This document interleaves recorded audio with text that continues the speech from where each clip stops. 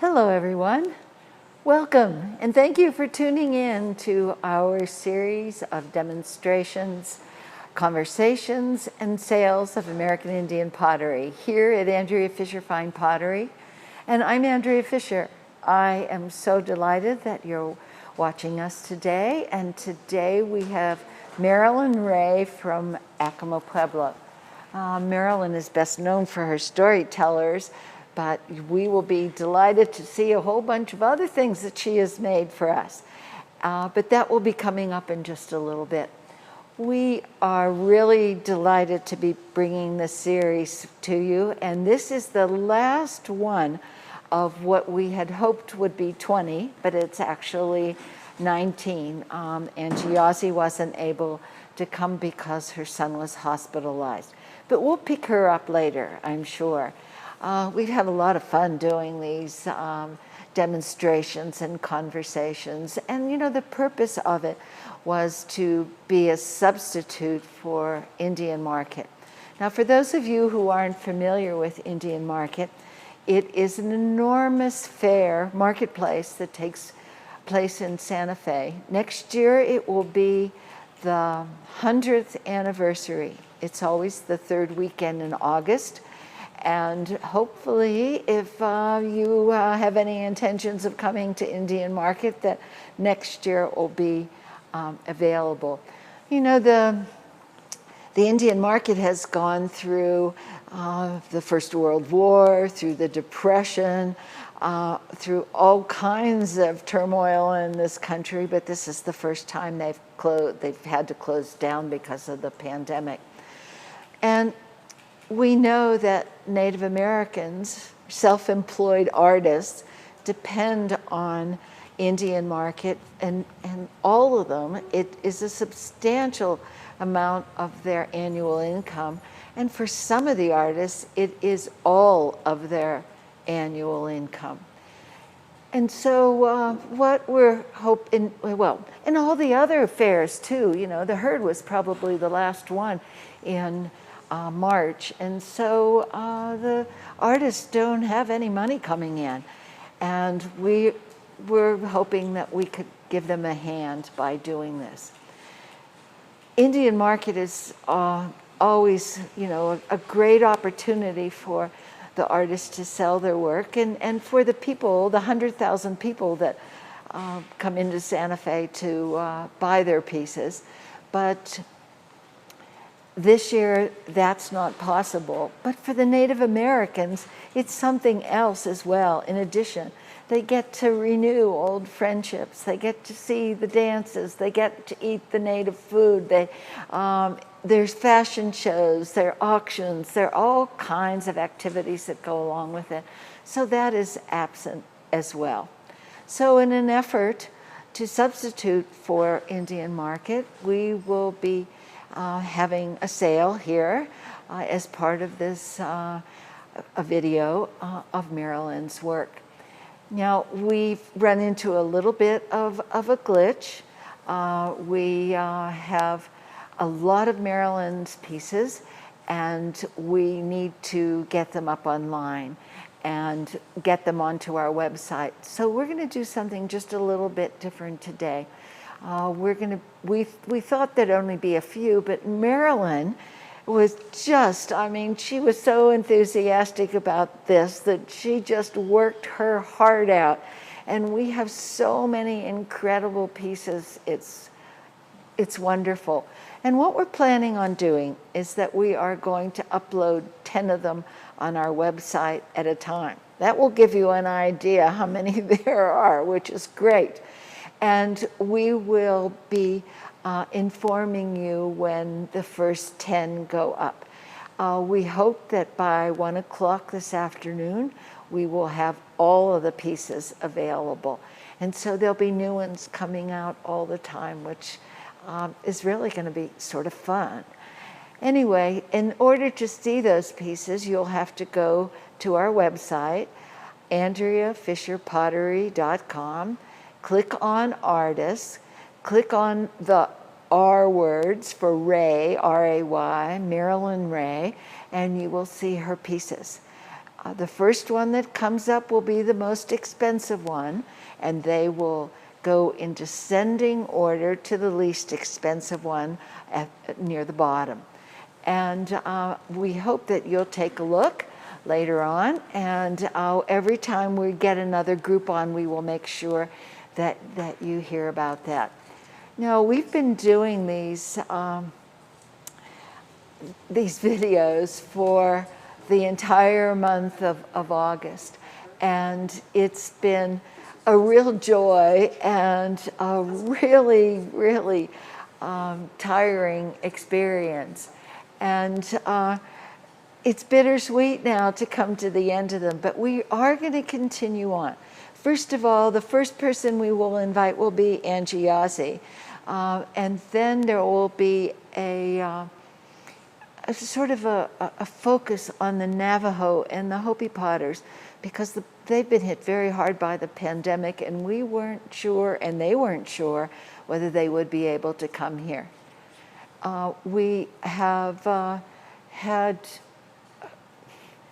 We've been filming these for the whole month of August, and if you would like to see a repeat of this one, it will be available a couple hours after we finish, like around 5 o'clock this evening, and all the other ones are available now for you to look at your leisure.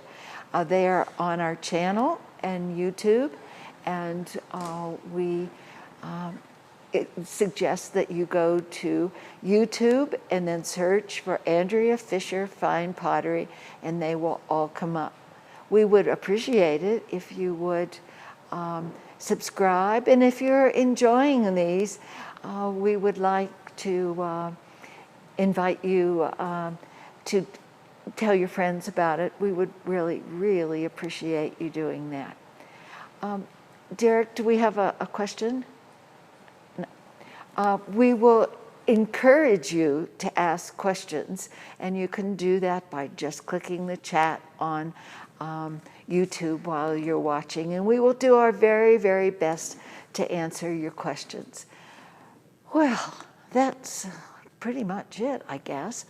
That important part, Marilyn. We're going to just have to introduce Marilyn now, aren't we? Marilyn Ray's from Acoma, Pueblo. Her focus is storyteller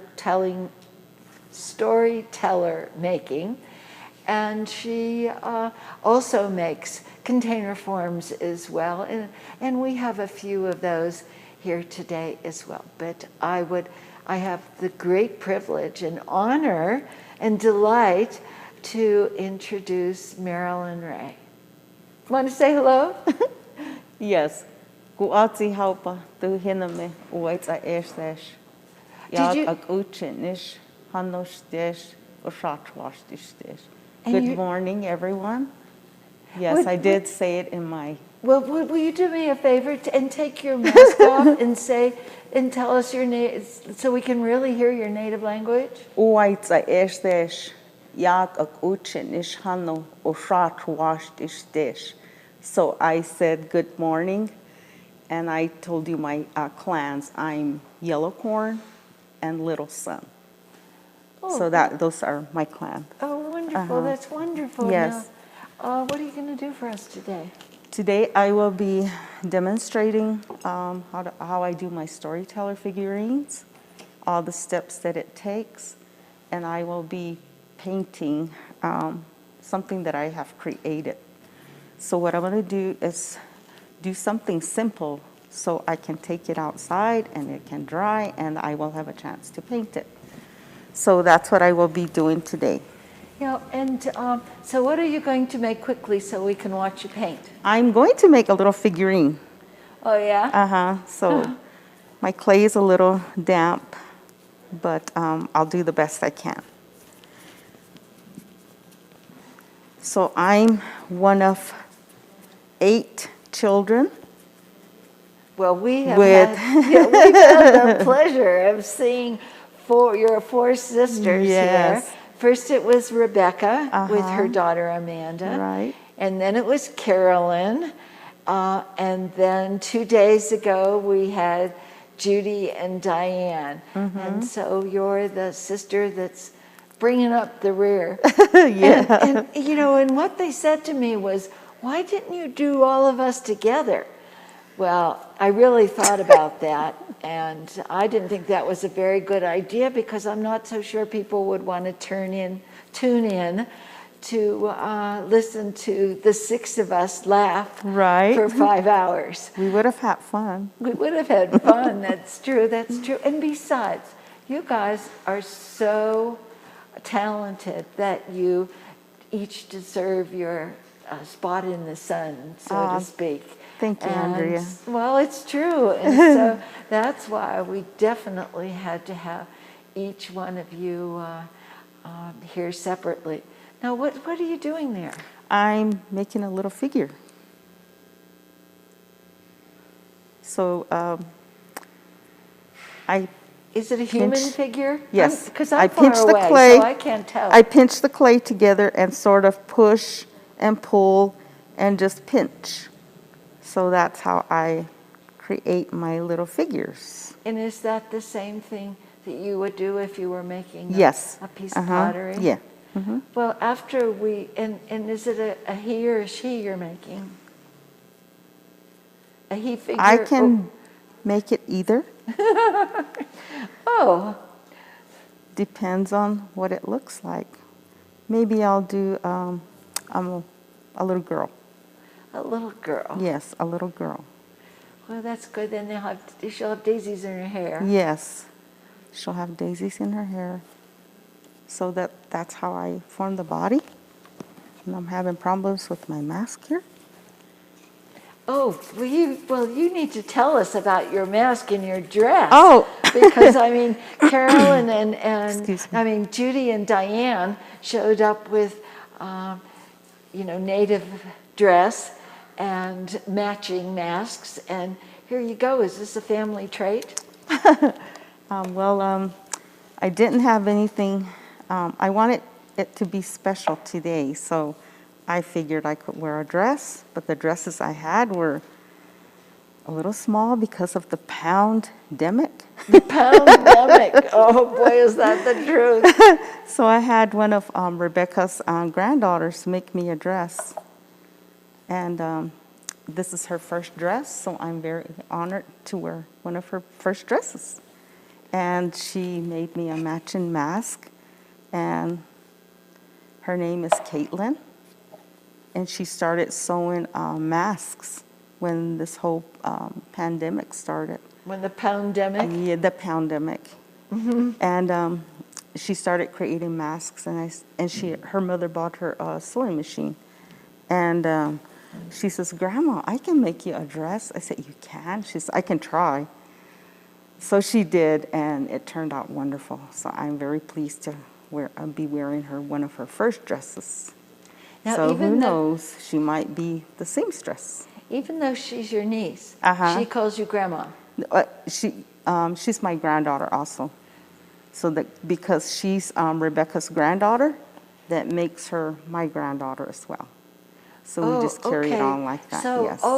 all your brothers and sisters' children are your grandchildren as well. The grandchildren, yes. Oh, well, that's really nice. Uh-huh. And how many of those grandchildren do you have?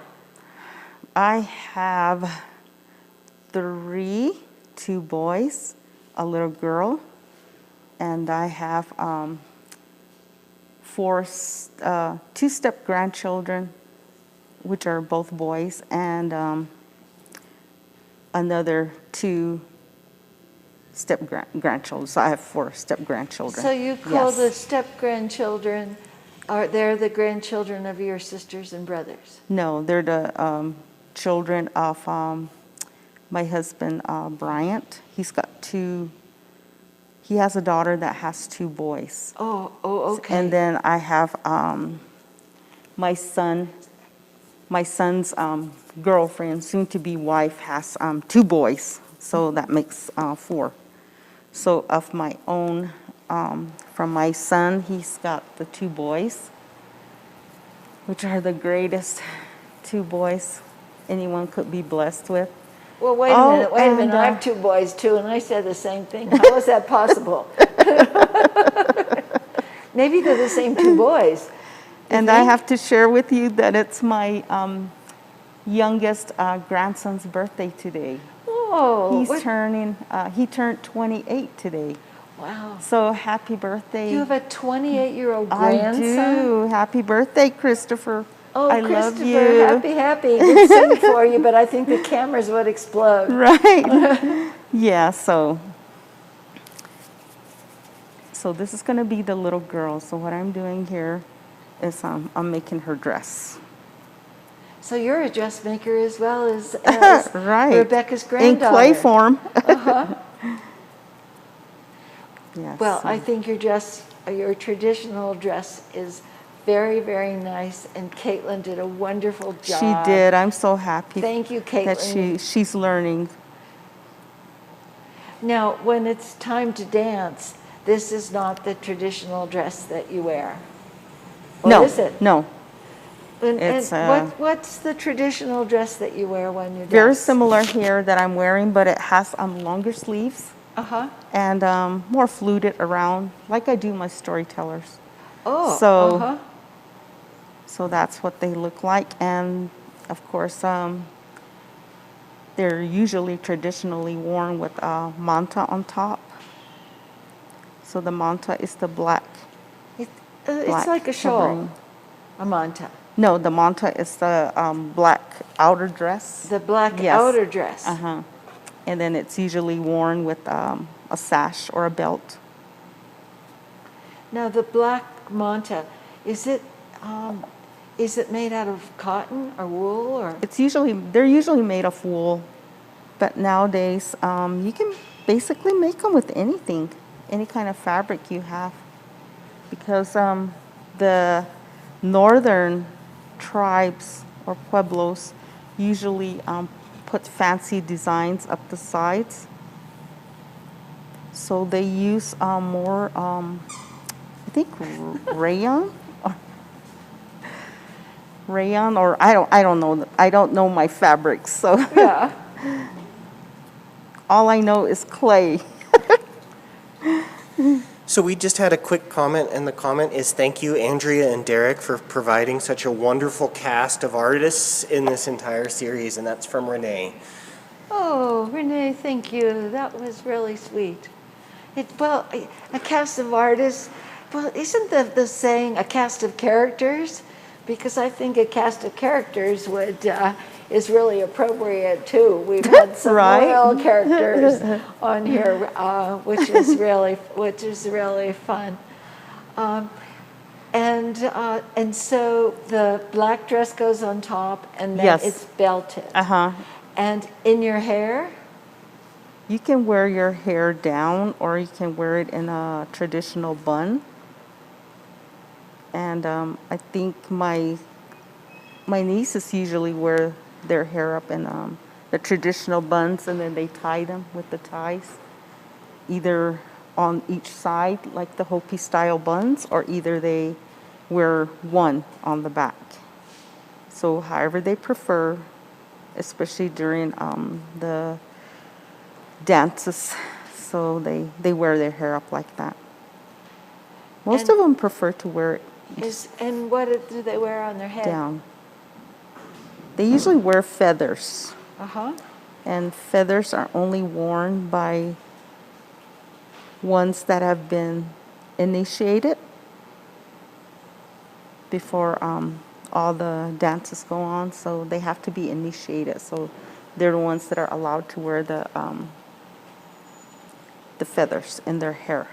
So you have to go through an initiation Yes, process in uh-huh, order there's a to have the process. privilege of Right. putting the feathers in your Uh-huh. hair. Now, some of your storytellers have tablitas on them, which is that sort of flat wooden panel that's worn perpendicular. Oh yeah, they're to the worn head. during the harvest dances, and the tablita represents the rain cloud. And there's usually steps that I put on my pieces, and that represents the kiva steps. And there's different symbols that I paint on my tablitas. And usually women will, with long hair, will wear them straight down. They don't tie them up in a bun. So the long hair there represents the rain. So what I'm putting on in her hand is a little kitten. You're making a kitten? Yes. Squeeze, squeeze, and all of a sudden Squeeze, says, squeeze. "Meow." Yes. Well, that's just amazing. I hope that, that everybody at home is seeing how Marilyn just so quickly does all this. My husband laughs at me because he says, I don't know how he can make those figures. You're half asleep in the car. And that's how I used to make them. In the car? Yes, when we're driving into town, I'll take some clay, especially if I'm getting ready for the Indian market or some show that's coming up. I usually take a piece of clay with me, and that's when I'll make the little children that I put on my storytellers, because they do take time to create and dry hard enough to apply to the storytellers. So you have to kind of work on them in stages. So I take the piece of clay and I usually will, make my little creations, or my little cats, my dogs. So that's what I usually do when we're on the road. But, So we have another comment from Renee, which is, I do feel compelled to mention that the love of Marilyn's work started way back in 1985. My first purchase was a 1-inch Storyteller, and her work gives me such a warm feeling. Oh, that's my goal, is to make everyone smile and bring happiness into the home. Like my sister Judy was telling you on her video, that's our goal, is to make everyone laugh. And that usually is my reward, even if I don't sell a piece, as long as I make someone smile, or bring happiness, or bring someone's sad day, bring a laughter to their day. So that's my reward. Well, there's a commercial on TV for goldfish, those crackers. Yeah. And they say it's the snack that smiles back. And you have the storytellers that everybody's always so happy. The grandmother figure in the center isn't the slightest bit concerned that she has all these kids and all these animals Right. climbing all over her, and birds sitting on her head, and ladybugs crawling up her leg, and a pile of kids that are wiggling all over the place. She just has a big smile on her face, Right. and all the kids are so happy too. So it's just great. And what's so amazing about your storytellers is the attention to detail. Right. And I can see all the detail that you're putting in it now, and you make it look so easy. Well, it should be easy by now. I've been doing it for 55 years. What? Plus. 55 years? 55 plus years. Well, when did... that's going to tell us how old you are if I ask you how old you were when we started. I happily turned 66. I just celebrated a birthday. You did? Oh, I when? celebrated a birthday on the 18th, and I have a funny story that goes with that. Oh, yeah? All these years, for 64 years, I've been celebrating on the wrong day. So, and everyone says, well, how could you have done that? Didn't you ever know?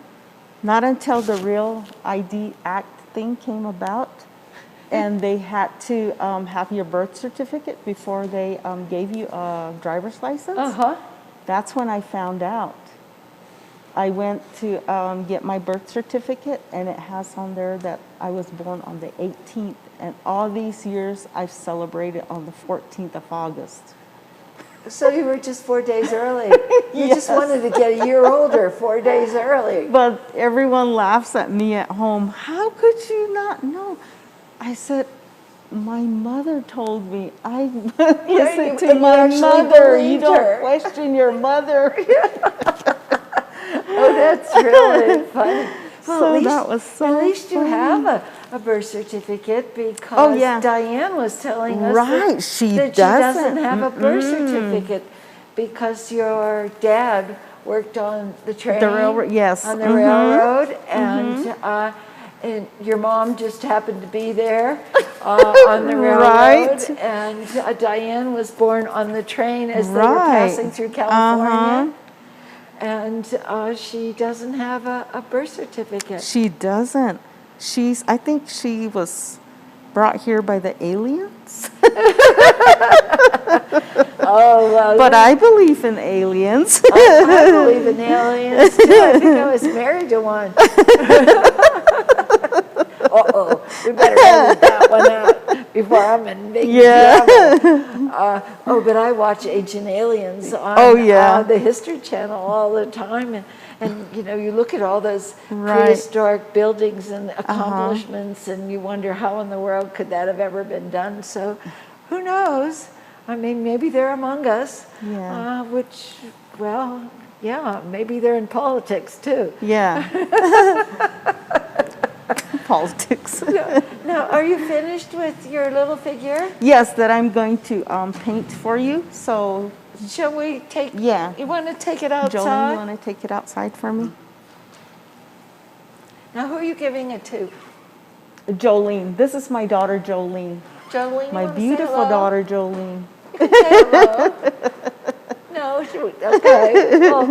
Well, what we're going to do with that little figure? There we go. Yeah, there's Jolene. We're taking it out. Yeah. Jolene, Marilyn's daughter. Yeah.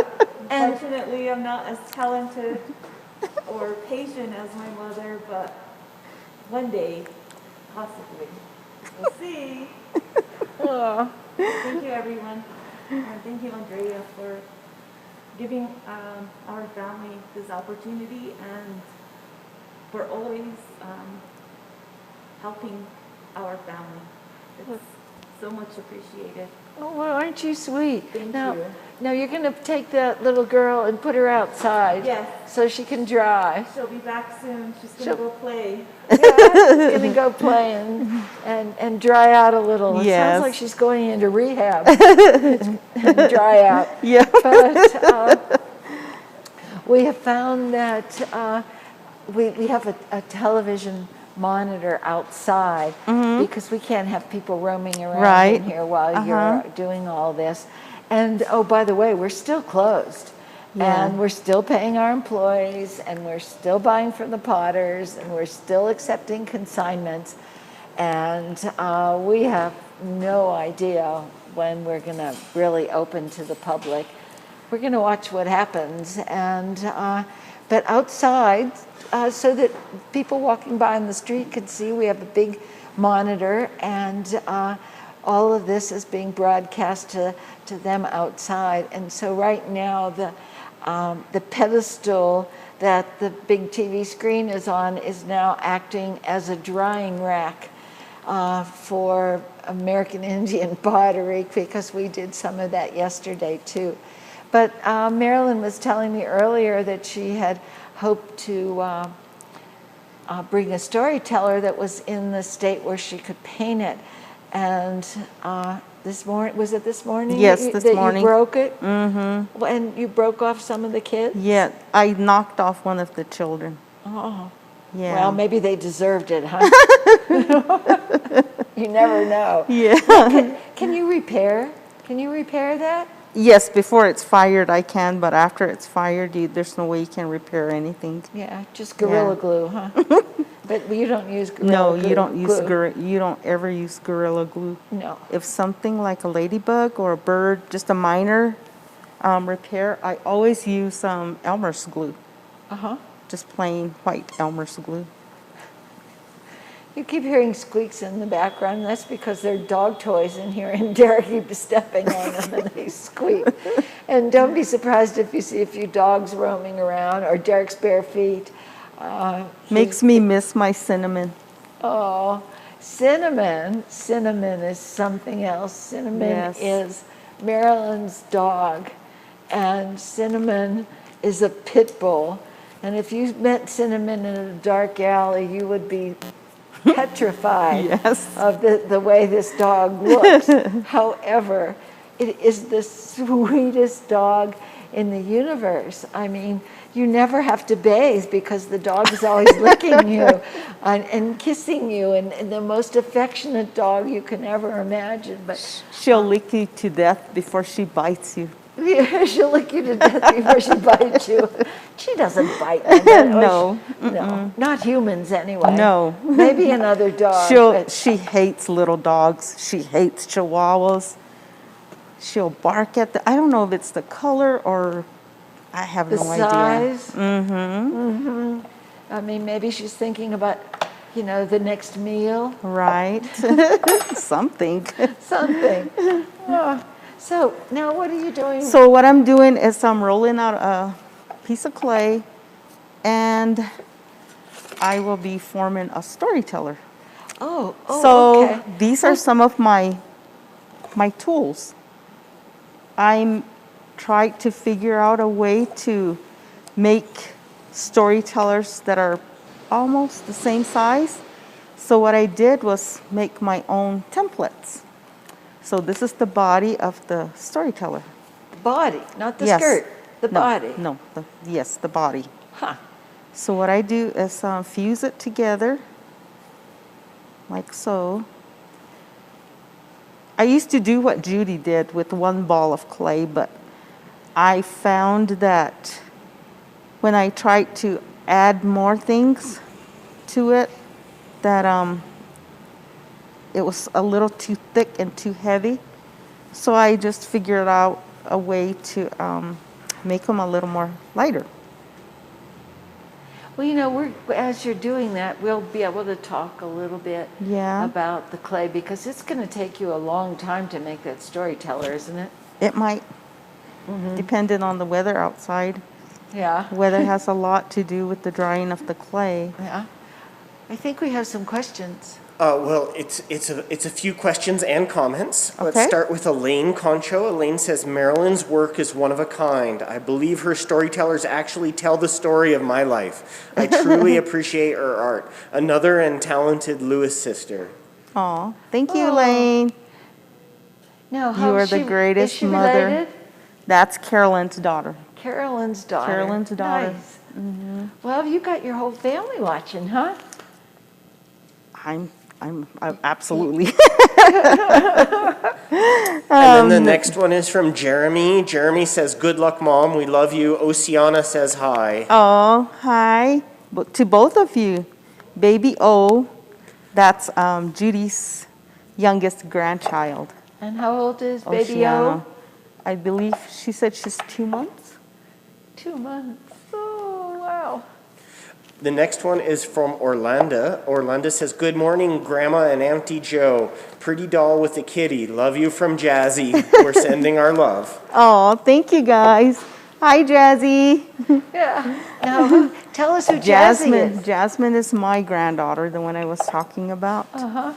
Yes. Well, this journey of being a Native American potter has really been inspiring, really been adventurous, and that's what I'm so grateful for.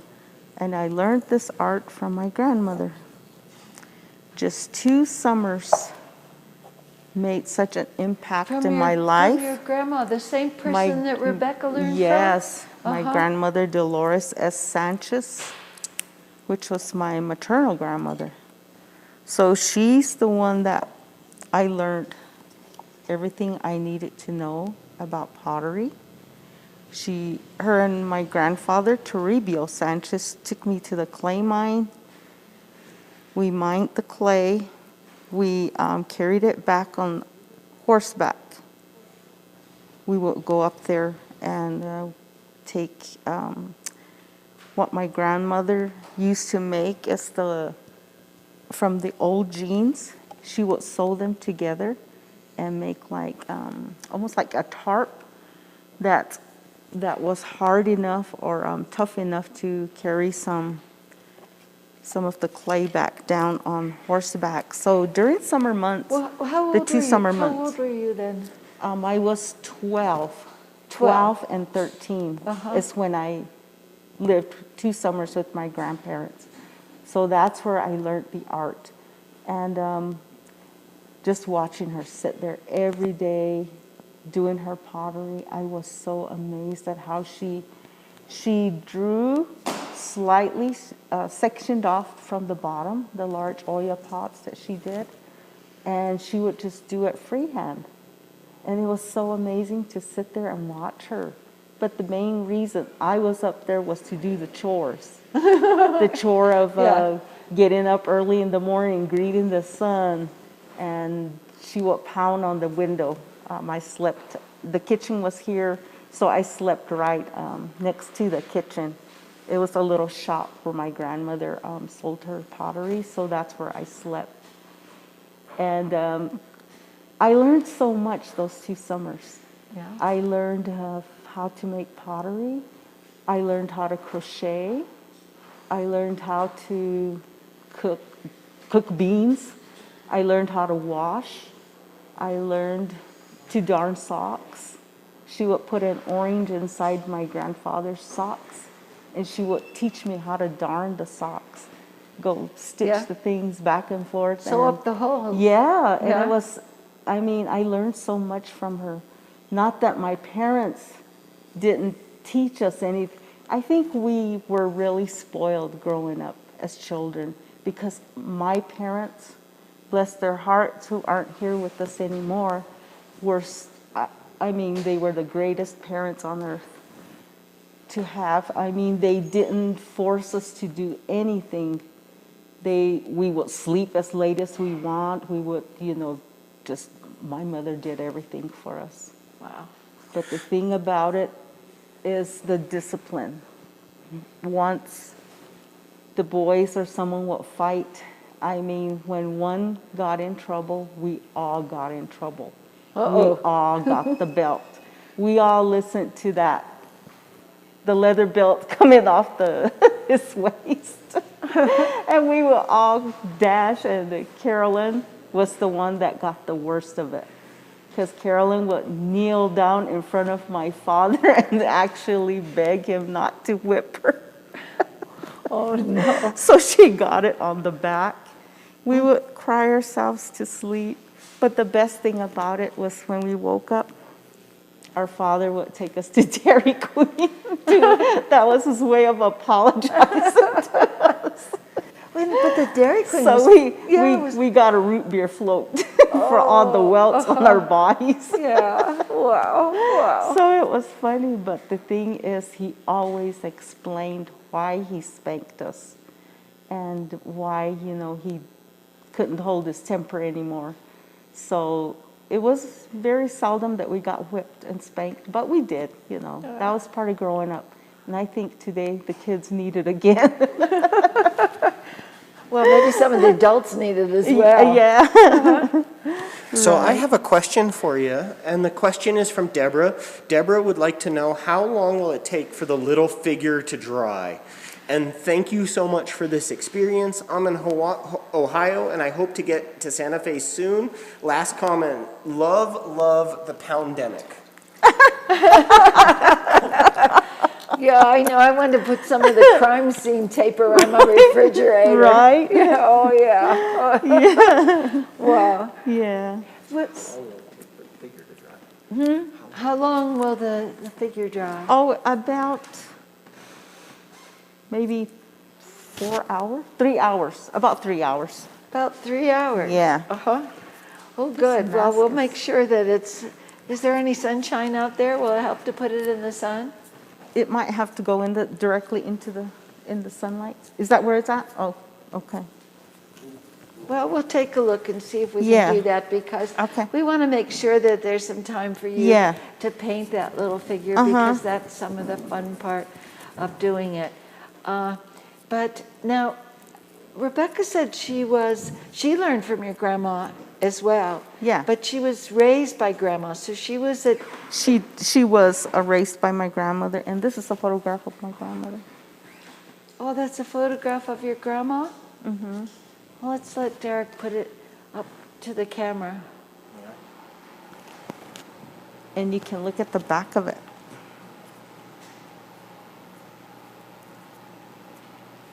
And tell us her name again. Her name was Dolores S. Sanchez. Dolores S.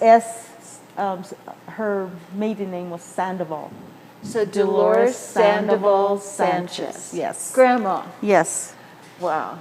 And grandma, so grandma taught you and grandma taught Rebecca. Correct. Okay. Well, then I heard from 3 other people about what happened after that. And I heard that grandma was kind and loving and stern and had high expectations and high goals, and she set the bar really high. She did. And you better climb up and over it. And then I heard that those qualities were the same qualities that maybe you exhibited when it was time for you to teach your sisters. I did.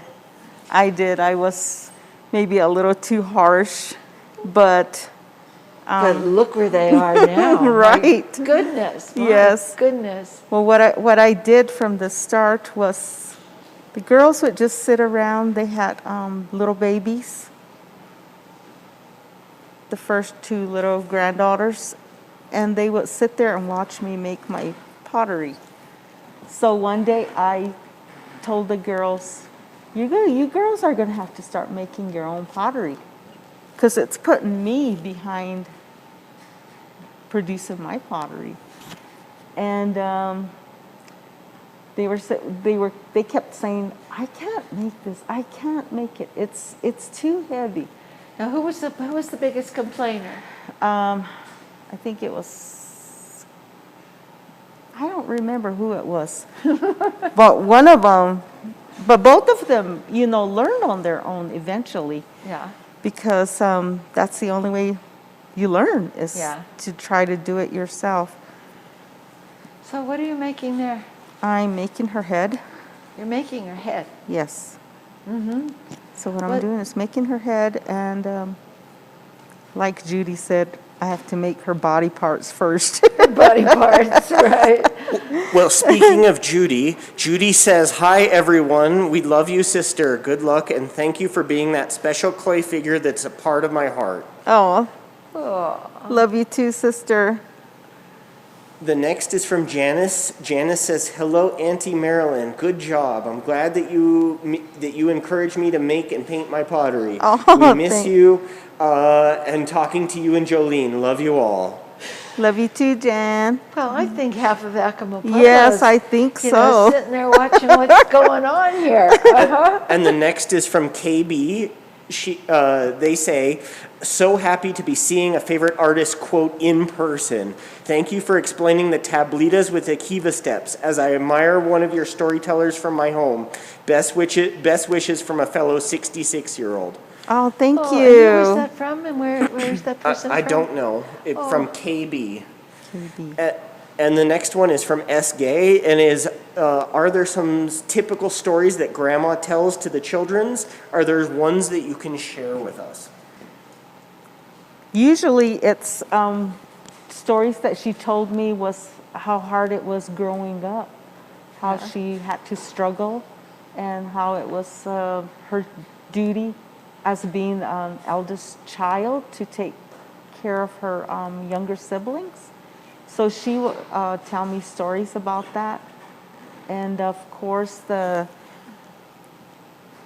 most of it was just teaching me how to do my pottery, how she does the processing of the clays, what minerals to add, how much water to add to the clay,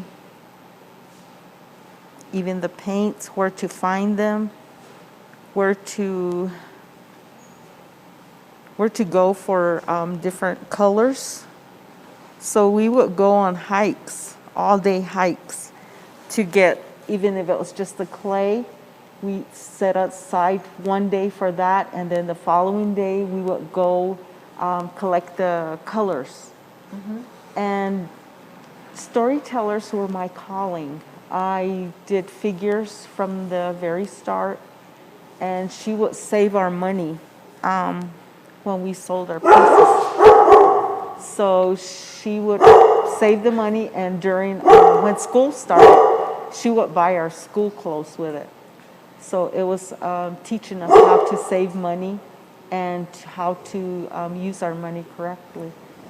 Well, so that was her only Was this income. your grandmother barking at you in the background? I think so. No. Either that or maybe Cinnamon's thinking of me. Oh, maybe Cinnamon is thinking of you. But we apologize for the barking dog, but there must be some vicious chihuahua at the front door that Honey is telling that chihuahua that she's in charge here.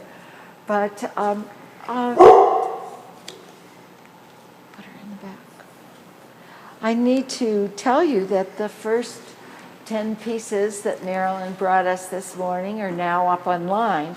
And if you want to take a look at them, that would be just great. And eventually we'll move the camera over there so that you can get an idea of the expansive, wonderful work that Marilyn has brought us today. But in order to see these pieces online, if you go to AndreaFisherPottery.com, click on Artists, click on the R words for Ray, R-A-Y, find Marilyn Ray, click on her, and her pieces will come up. It will start with the most expensive one, and then as you scroll down, they are getting less and less expensive until the least expensive one that we have posted right now is up online. Okay. So what I'm We doing can is talk making about- her head. We can talk about the clay a little too while you're doing that. So Okay. you're making her head. Yes, I'm making her head. Hopefully she has a better head on her shoulders than I do.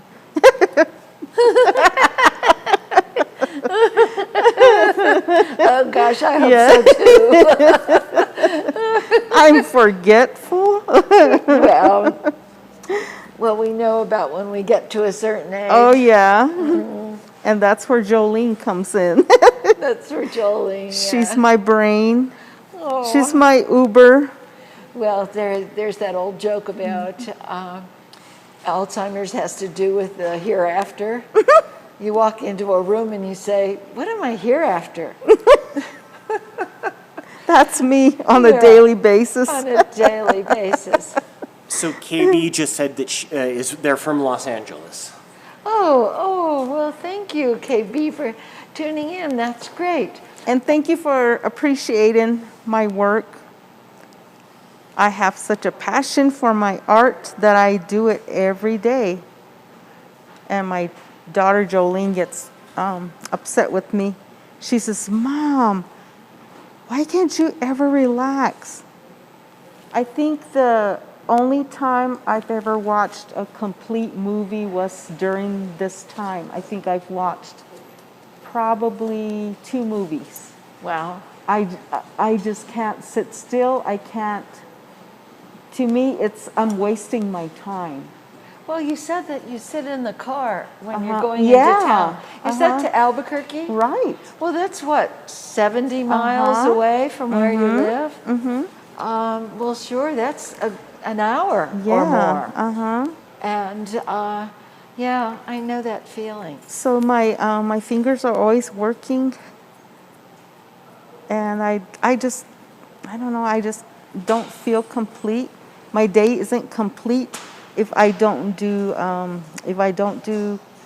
painting or forming something, or even if it's just scraping a piece of pottery, or outlining, or putting the white slip on them. So something that's in my blood, I guess. In your blood, right? I want to hear more about Grandma. So you spent 2 summers with Grandma, and I that's spent when all 2 this summers learning took place. Exactly, yes. So she, like I said, took me to the clay mine. She took me to the sites where I collected all the different tones of orange, reds, purples, pink, and another site where we collected the white slip. It's more of a rock form. It's a type of kaolin clay. And the iron oxide is found in the arroyos. So it was a chore. It's, you know, it's still a chore now. But thankfully, going back, I married young, I divorced young, I found myself with 2 children, no sort of education, no sort of, background of any kind. No career. No, yeah. And no income. And no income. So I put on my big girl mama pants, and that's where it began. I was creating my... Yeah, how old were you then? Probably about 19, Wow. 20. And you had 2 children I already? had 2 children. Yeah. And I had to include that because that's where the Henderson came in. Yeah. Okay, the Henderson, because everyone says, well, someone is copying your work. You know, when I started changing But is she as good? Who's copying? Right? Yeah, she says, so, well, customers were coming up to me saying, someone is copying your work. It's almost as good as yours. Almost as good. Oh. But you know, that made me feel good because my pieces have evolved so much. I think they've improved. And you know, a lot of my customers bring their pieces and say, is this yours? Is this actually yours? And I started full-time there. And then I found the love of my life. Oh, you mean someone besides Cinnamon, the Yes. dog? Oh, good. Well, good. she came along with him. She did? No. Oh. No, my husband, Bryant Ray, he's the love of my life. Oh. Hi, honey. Oh. So, and hi, Cinnamon and so Julian. when did you marry him?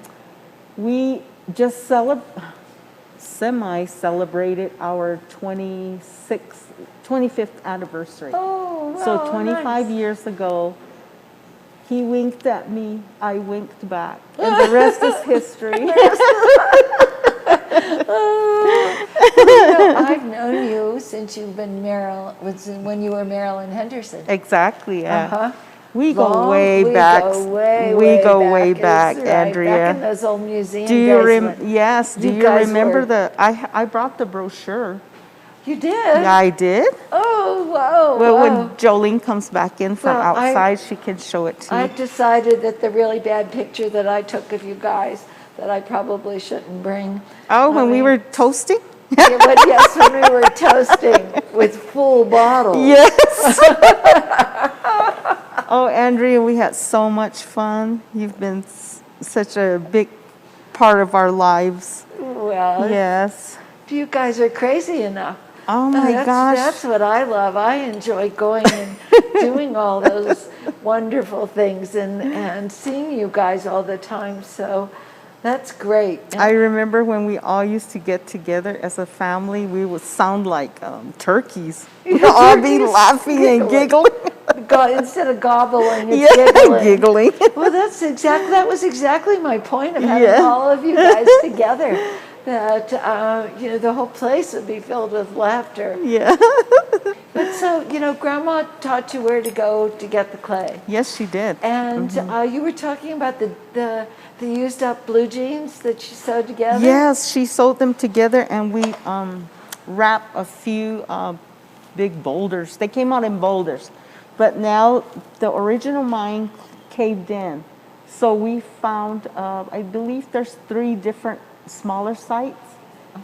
And the clay we're getting is more of this smaller pieces It's like like this. shale, isn't it? It is shale clay. Uh-huh. Shale clay, so we collect that And this is what we were bringing down, and it's very heavy when it's still wet. So when we bring it home, we sun dry it. It's sun dried for approximately a week, and then it's soaked. And my grandmother used to make patties. They look like hamburger patties. She had them all drying, and then she would pound them. She would pound them up and re-soak them. So she did almost 2 soaks. So you would take the shell and Yeah. soak it. No, you dry it first. You dry It it first. first. Then And you soak it. Then you soak it. Then you make it the into hamburger patties. Sun dry that. Sun dry that till it's hard. Yes. No, sun dry. Yeah, till it's hard. And grind those. You grind those up, and then you soak them You again. soak it again. Yes. So when That's a lot of work. It is. It is. It's a long process. And when you would go to get your clay, how much would you get at a time? Back then, we went often when I was with my grandmother, because we could only carry so much. Oh, so you had to carry Yes, it all we the had way to back. carry- right. Did you have a car or a vehicle? Or Well, you we could- went with the horses when I was with my grandparents.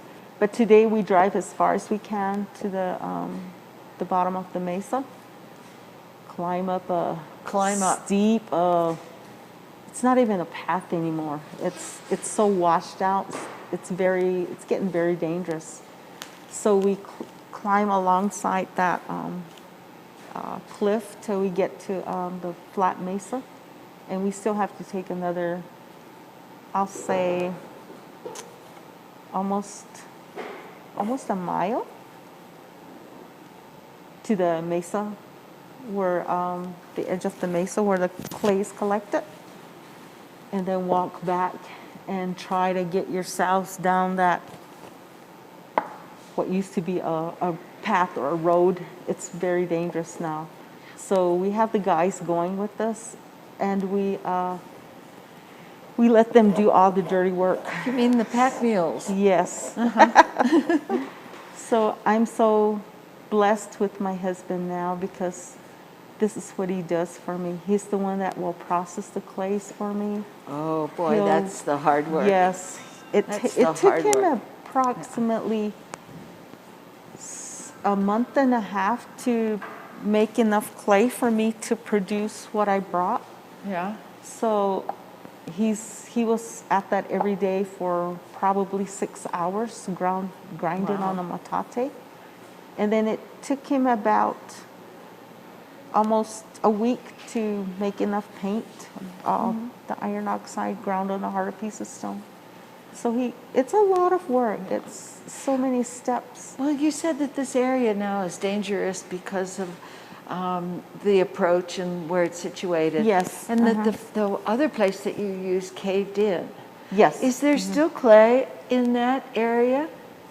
I mean, know, can they bulldoze it? You know, or- the clay seems to replenish itself, and that's another reason why we take food offerings and cornmeal offerings and water to Mother Clay so she can keep replenishing, because it's our livelihood. And, you know, she somehow miraculously keeps providing us with that clay.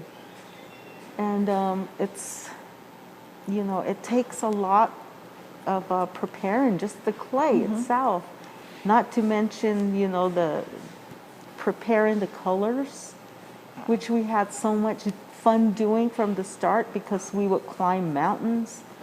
You know, we would laugh at each other because we kept sliding back down. Truckers would honk at us.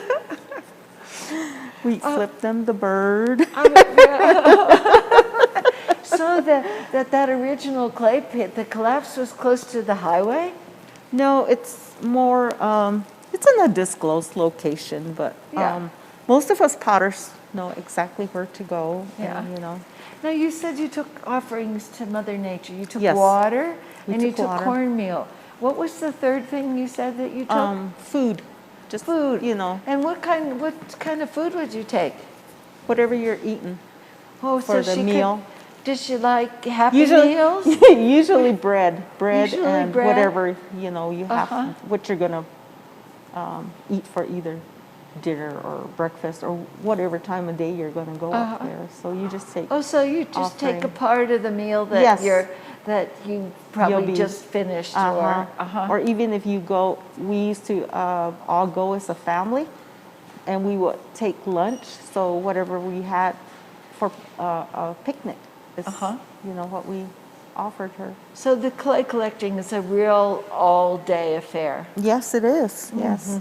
Do we have a question? So we have a series of 2 questions from 2 different people. Okay. So the first is from Matthew Lewis, watching with a warm heart and smile. Love your work. The stories are endless that each pot could tell. Love you, Mom. You're the best. Thank you, son.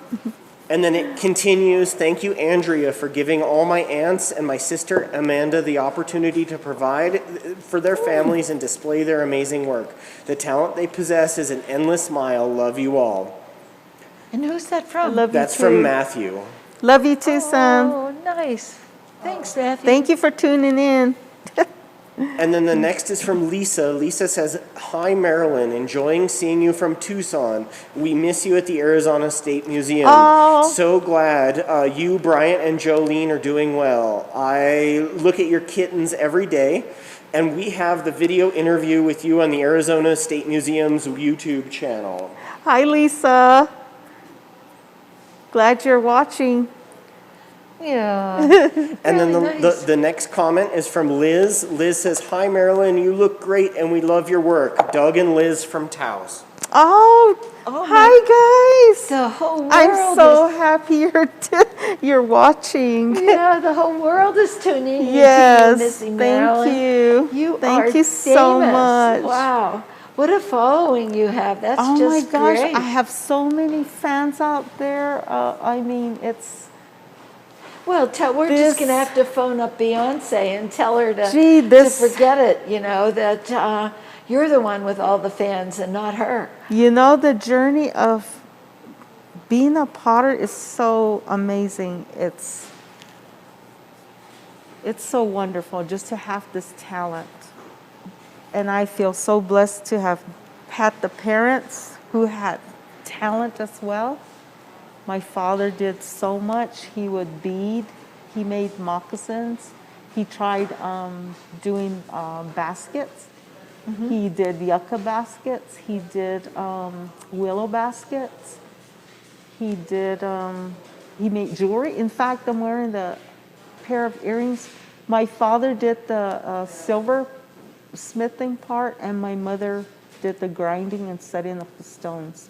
So I brought something that my parents Nice. created. Oh, nice. Oh, well, that's great. That's just great. At some point soon, I think we're going to. Are you at a place where you could stop for just a few minutes? Yes. I mean, not right now. Yeah. Give us a few more minutes, and Yeah. then maybe you can go over and talk about some of Oh, your sure. pieces. Because, we have a little bit of a delay of getting them up on the website, and we'll probably have some pieces that people will be able to see that are not on the website yet, but that's okay. I mean, we're going to just do the best we can without them being fully described on the website. Yeah. And their prices in front of them, and then, if people are interested in any of them, they can either wait till they come on the website or just call one of us. We have a nice backup of people here today. I always tell everyone it's like the shopping network. Operators are standing by. And we have Amy and Erica and Denise today, and we also have Kelvin, and Kelvin is our packer. And so when all of your pieces arrive beautifully packed and always in one piece, he is the one responsible for doing all that nice work. But sure, when you get to the point where you think that this is going to be a good place to let something dry for a few minutes, that would be just great. And we can take you over there, and you can say a few words. All right. Let me put this arm on, and then I can go Oh, over look at all those body parts, huh? right. Now, do you ever make, like a series of arms and a series of legs and a bunch No, of I heads? don't. No. No, you do one at a time. Yes, I each do one one at a time, individually. yes. And obviously these pieces have to dry. And, Yes. And I'm sure at some point that you get tired of painting one of them. And so how many pieces do you have like going at the same time? Well, I usually do 3 storytellers at one sitting. But if it's like a friendship bowl or a drum or smaller pieces, I'll do like maybe 4. Yeah, so. But this really has to dry like almost overnight at this stage here. Yeah. So Well, that's as far as she's going. So this okay. will be the bottom of her dress. Like so. And this mask is giving me trouble. And when I come back over, after explaining a few of my pieces, I will make her legs. So this is my leg pattern. So I think I'm ready to go over and talk about some of my pieces. Derek is going to take cameras over there. Okay. And you're going to talk to me for a couple minutes. And we will wait until he's all set up and gives us the high sign. Okay. So people can see the pieces that are on the website and possibly a few more of them because we are adding them to the display as they're being photographed and measured and all those other kinds of things. I really, really hope that my daughter and my granddaughter pick up this art. My daughter's made one storyteller, but she's made several little pots, which she sold. Well, how old is your daughter? Or is it your granddaughter you're talking Ask about? me. My daughter, Your daughter. Jolene. She's going to say, Mom. I really don't know how old I think she's like, jeez. I don't know. She was, you got me there. She's going to be upset with me. Well, you can tell me a few more things about the growing up in. So you went to visit Grandma for 2 summers, but Rebecca was raised by Grandma. Yes, she was raised by my grandparents. She lived with them, and up to the time when they were very, I guess, turned almost immobile. My grandfather had developed Alzheimer's, and my grandmother developed Parkinson's. Oh my! So she was the caretaker for both of them, and it was Rebecca was? It was really challenging. It was really challenging and sad, but my grandmother lived to be well over 103. Oh my goodness! Yes, she lived her life, and my grandfather, I believe, was almost 100. So my grandfather was a few years younger than my grandmother, but they were so, I mean, my life wouldn't be where it is now without them. So I'm very blessed to have, had grandparents like that. Although my paternal grandparents were also loving, and the thing I remember most is my grandmother, my father's mother. She also made pottery.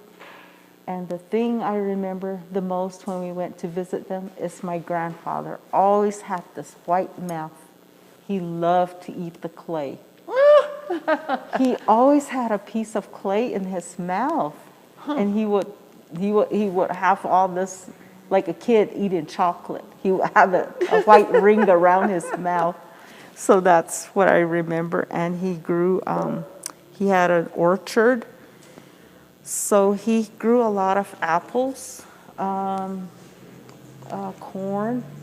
cilantro, onions, cherries, peaches,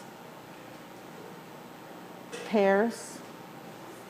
So when we went down to visit them, it was so nice. And I have a piece that I'm going to be talking about, and that's what is a memory of that, because like my sisters were explaining, we all had to share everything we had when we were children.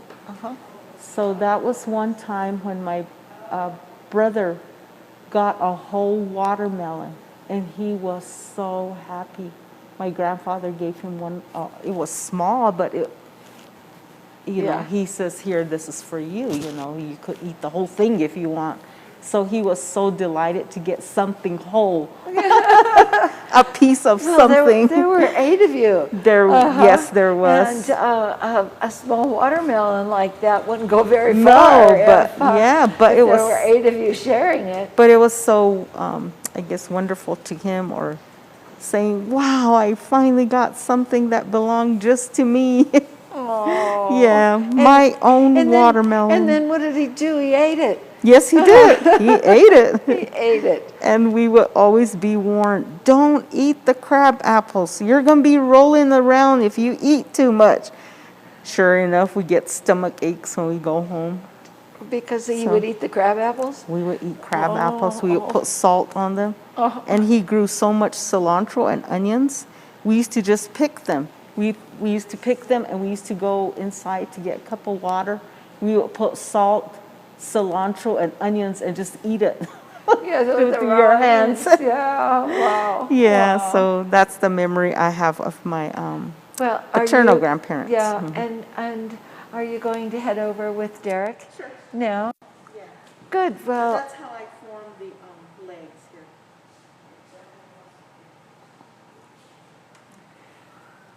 Well, we're just absolutely delighted to have Marilyn here, and it'll be great fun to listen to Marilyn talk to us a little bit about the pieces that she brought, because I mean we were really surprised that that she just went all out.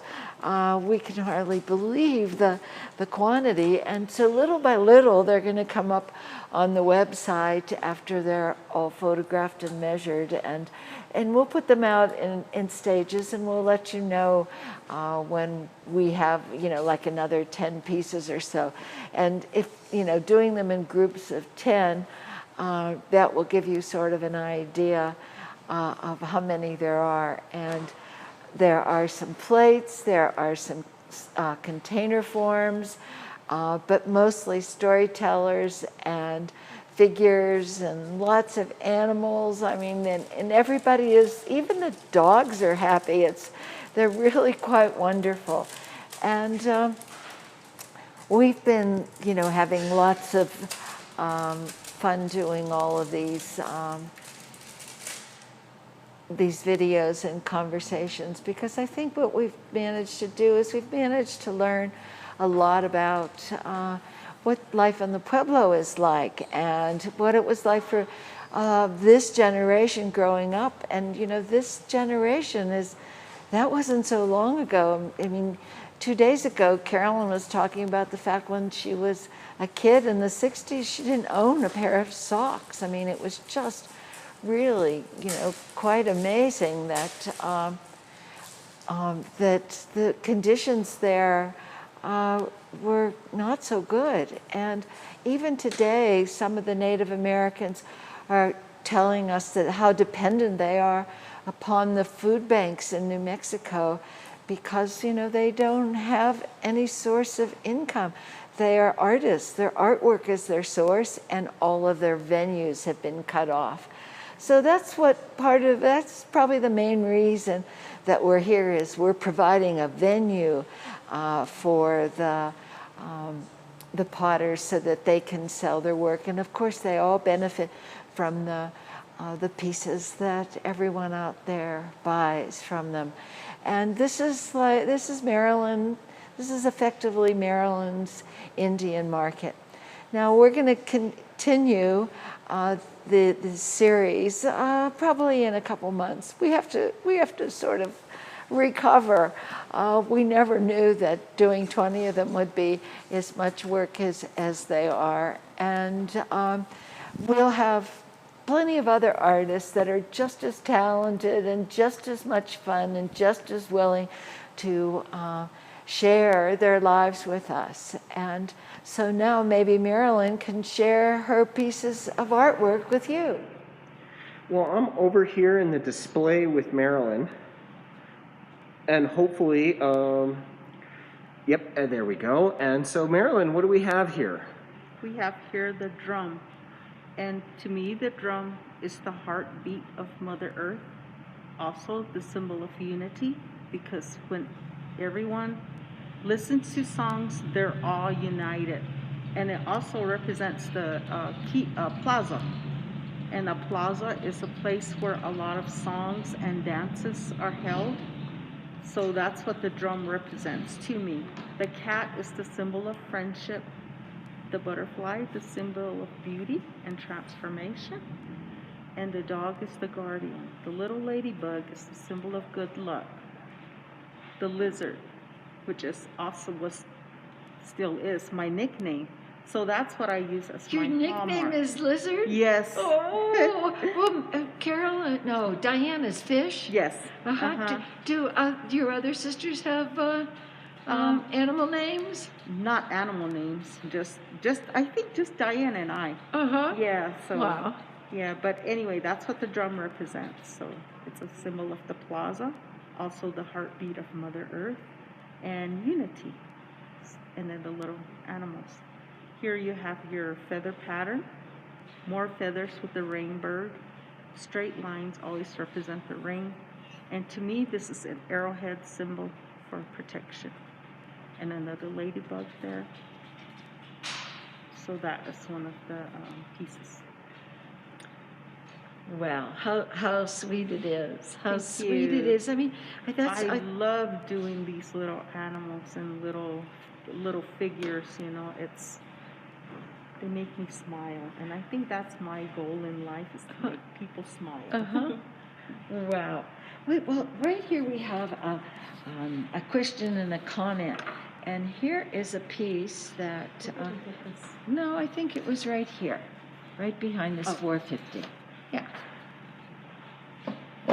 We have a picture, if we could hold the picture up, and this one is from Daniel Marr in San Diego, and he says, here's my Marilyn piece from 1998. Oh my gosh, The wow. detail is amazing. Two Kasharis, one eating a watermelon, the other with a slingshot in his back pocket, a puppy, two birds, two ladybugs, and a baby turtle. It brings me many smiles. The question that he has is whether you are still making turtles, and if there is any cultural or personal significance to turtles. Why don't you grab the turtle that we have here? Well, maybe this is a piece for you. Something unique with the headdress, which I seldom do, but this one is the little warrior, so he's singing. And then you have your butterfly for beauty and transformation. Two little girls there learning the songs so they can dance. The cat, the symbol of friendship. The unending life cycle is the little swirl there, and the arrowheads for protection. That's what I interpret them as. So all these interpretations are something from my heart, you know, because everyone interprets their work a little differently, so these are my interpretations. Okay, well, the turtle itself. The turtle itself represents longevity, also 6 directions. His feet being north, east, south, west. His head is up, his tail is down, the shell on his back represents Mother Earth. And then the heartbeat of Mother Earth singing. And then this represents either my brothers or my husband, because they all sing. They all have wonderful voices, so I'm very pleased that my husband and all of my brothers, you know, belong to a singing society or a group. So that's what this piece is. And since we can't make frogs, that's where I picked up the idea of making turtles. So this is just one of the pieces here. And why can't you make frogs? It's only for the water clan. Only Yes. for the water clan, and you are Yes. corn clan. I'm corn clan. Mm-hmm. Yellow corn clan, Yes. red corn Yellow clan. corn clan. Uh-huh. Yellow corn clan. Yeah, and then the unending life cycle, and then the seeds are either raindrops, lines, rain, the kiva steps. Wow. So Wow. there's a lot going on There this little is turtle. that turtle really is Yeah. quite a spectacular piece. Uh-huh. Wow. Well, I guess that answers the question if you still Yes. make turtles Mhm. and what the significance of the turtles are. And this little figure is the one I was telling you about. My brother was handed a little watermelon, and Uh-huh. he was so delighted to have something of his own. So he hugged it and sliced it and ate it.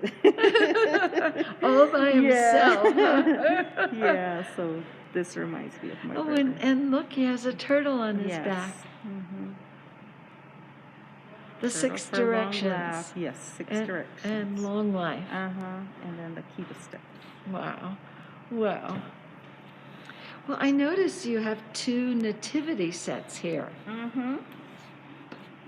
So the creche is memories of Christmas, because every year when baby Jesus is born, he's honored with song and dances are performed by local groups of people or even invited tribes, and they usually dance at midnight. And when we were This is Christmas Eve. Yes, Uh-huh. Christmas Eve with the famous Luminaria tours all the way up to the mission. So at midnight, they ring the bell, and that's when the dances go on. They'll sing and dance. What do they do? Do they do midnight mass first?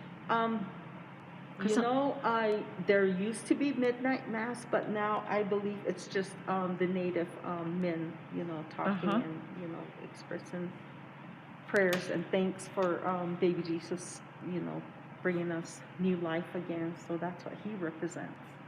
So that's the memory I have of, it brings back Christmas every time. And also when my grandparents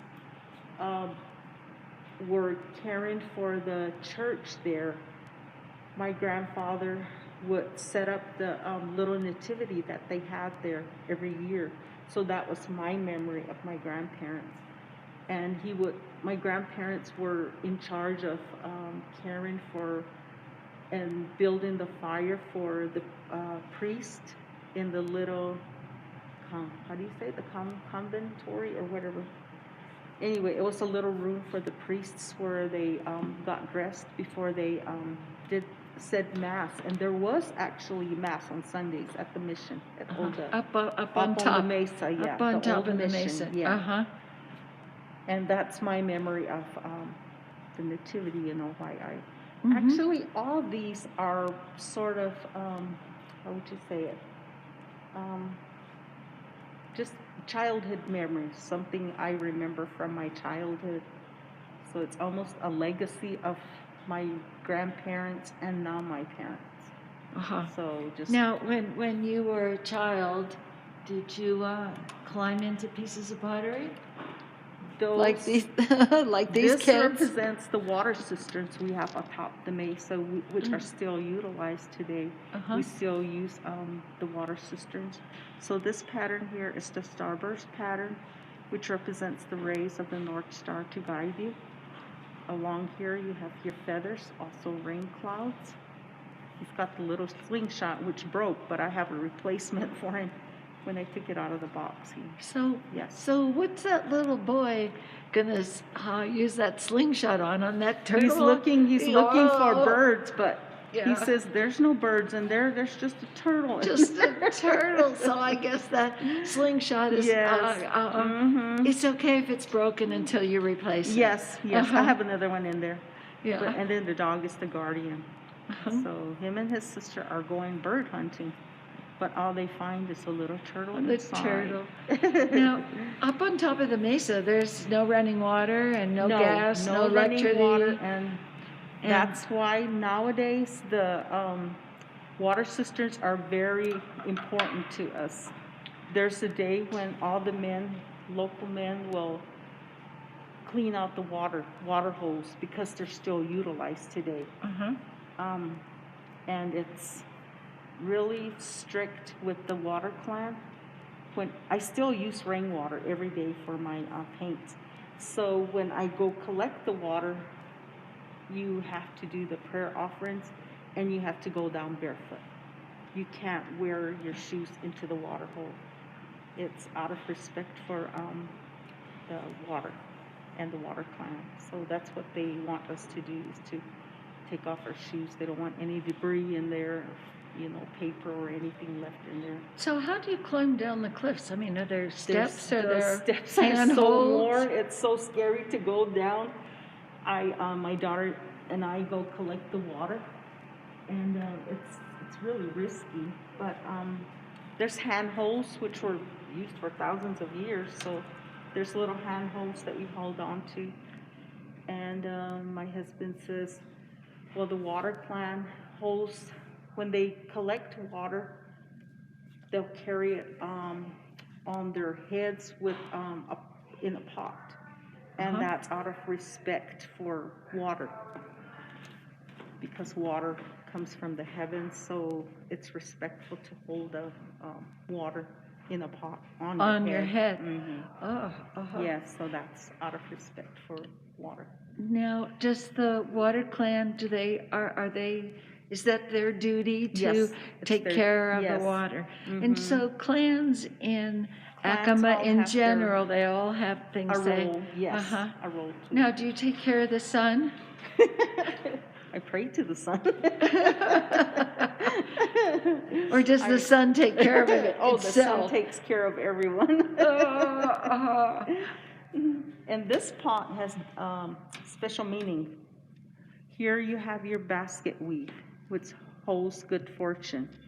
And I've come up with this pattern for the past 10 years. I believe I've been painting this pattern, and it represents all the colors of corn that we use at Acoma. We use the yellow corn, the blue corn, white and red.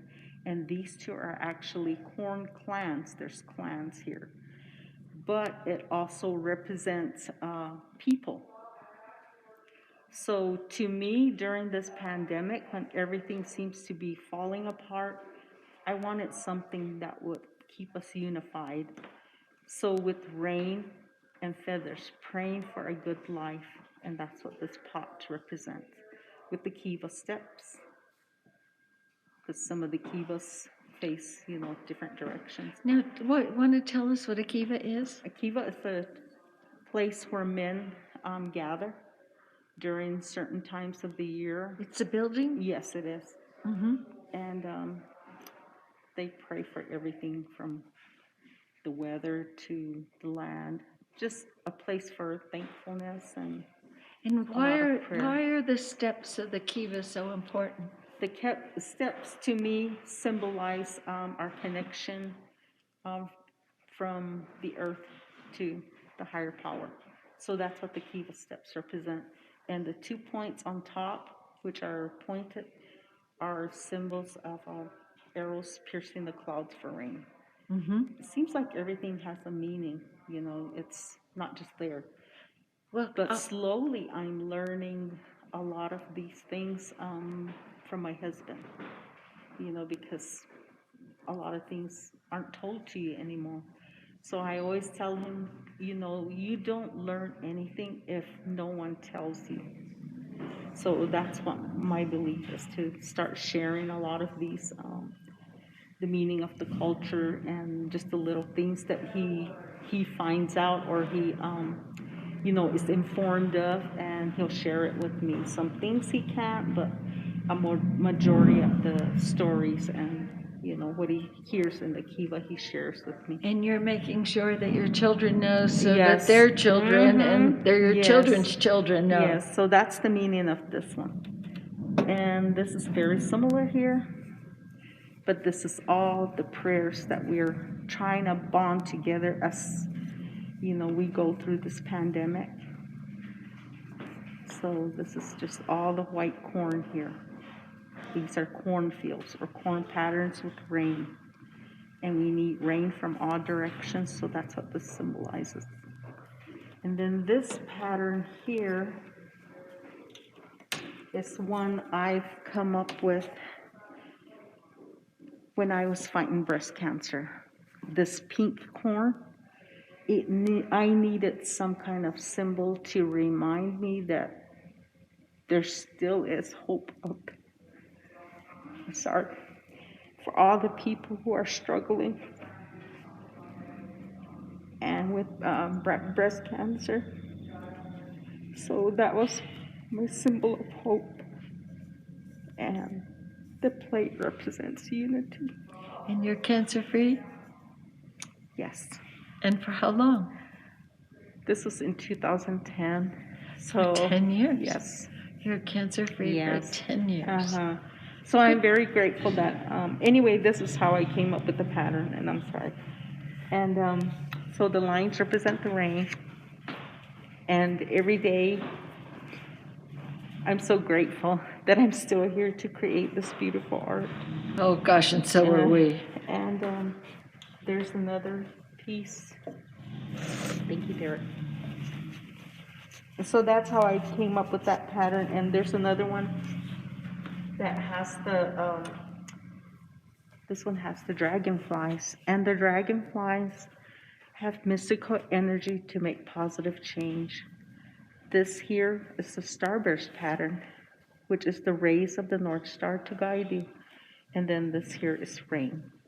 So you have your basket weave for good fortune, the dragonflies, which have mystical energy to make positive change, and then your guidance, the rays of the North Star. Wow. So that's the symbols on this particular piece. Well, I'm looking at your storytellers, and I see a bunch of grandmas, but there's a grandpa over there. Tell us about a grandpa storyteller. Okay. Well, if I can get this large one. This symbolizes all of my husband and my brothers. Like I said, all of them belong to different singing societies, different kivas.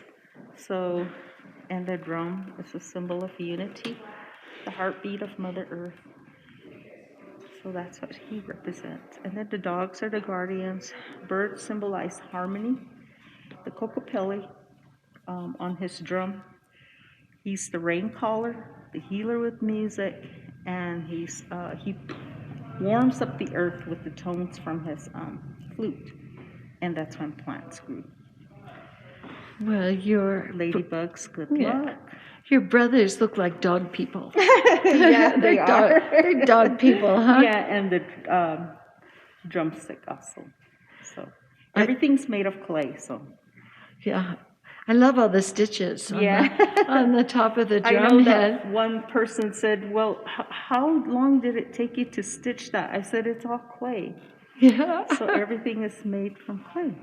Wow. And then they hold slingshots in their back pockets, which are missing right now, but I'm sure they'll be placed in there. And your brothers, who's who on the storyteller?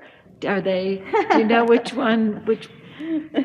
Well, there's 3 brothers. Uh-oh. I have 3 brothers.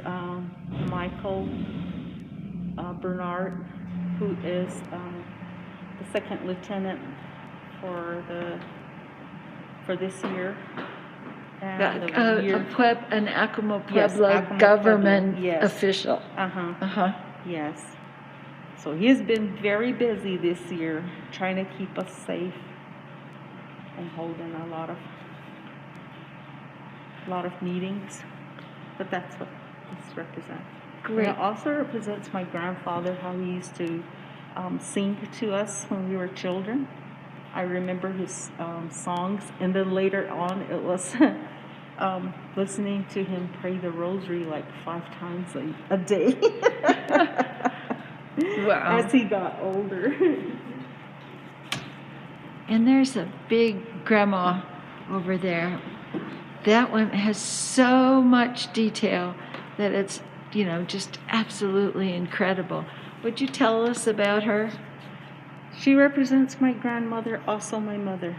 Any elder that I've heard stories and lessons, any teachings. So she plays a very important role in, I believe, all the Pueblos. So the dress she wears, the black manta I was speaking about, represents the clouds. And then the dress, the sash she wears, and the design on her buns represent the rainbow for hope. The sash, little sash there with the little lines represent rain. Ladybugs, the symbol of good luck. The birds, harmony. Butterflies, the symbol of beauty and transformation. And the cat is friendship. The parrot was traded from the Spanish for their feathers. And a lot of the Pueblos use the feathers for their dance attire. And feathers are so important to all of us because we use them for prayers. They fly away to the heavens and our prayers are heard. Flowers for beauty, which is on this side. So that's the meaning of the grandmother. Well, the attention to detail is amazing. I mean, the two little birds, with the one bird with his head cocked, and the ladybugs everywhere. And as usual, kids don't sit still, so they're all doing their own thing. Oh, absolutely. Yeah, so they're not really listening. And when I was saying earlier about all the creatures that are crawling over Grandma and all the kids that are wiggling all over the place, and the cat, I'm sure, who's going to go after that butterfly in the front momentarily, that Grandma still has a big smile on her face. And one of the things that's very unique about your storytellers is that all the grandmas are all holding pieces of pottery. I like for my storytellers to hold a piece of pottery. It's been sort of my hallmark, as well as all the little animals and the detail that I put on them. I want the grandmother or the person telling, the elder telling the story about how the water jars are used, and stories that I've heard, about how they were used as storage jars for water and dried goods. They use them for cooking. So that's what the whole story about the oil pot is there. Well, what a lucky grandma to have all those great, or wonderful, I should say, wonderful grandchildren. So good to see her again. I spent so much time on her. Yeah. Someone is going to be happy to own. Someone is going to be very happy to have your grandma in their home. And I always love seeing pieces that I've sold. And I always have such a hard time parting with them. Yeah. Well, I'm going to wander off, and Derek's going to Sure. and ask you a few questions, Okay. and then you can come over and continue on with Okay. the storyteller that Sounds you're great. making. Okay, so Marilyn, over here we have a giant nativity set for you. Yeah. With a wall and birds on the wall and a ladder. Can you tell me a little bit about it? Yeah, Like, for same. instance, what are the animals that are in the front? Yeah, the sheep here warming up baby Jesus. Sheep, to me, they represent one who's meek and humble, and the cow there. My grandfather was a cattle owner, and my sister also owns cattle, her family. George and Carolyn, they have cattle also. So, and cattle was important, to my grandparents, and that's what I remember is him going to cattle work and just coming home so tired. And the dung from the cattle is what my grandmother used a lot to fire her pieces. So that holds a tender spot in my heart. And also the nativity being set up remind me of baby Jesus, who's born every year, given this new life. So that's what the whole set represents. And then the ladder is our connection to the heavens above. The little birds represent harmony. The ladybug is a symbol of good luck. And the butterfly represents beauty and transformation.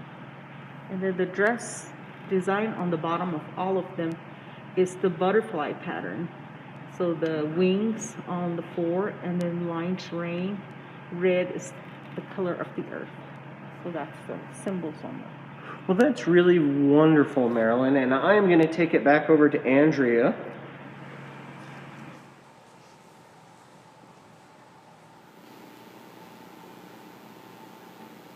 Well, we're really delighted to have Marilyn here today. And, all the pieces that she has made, they're so joyous.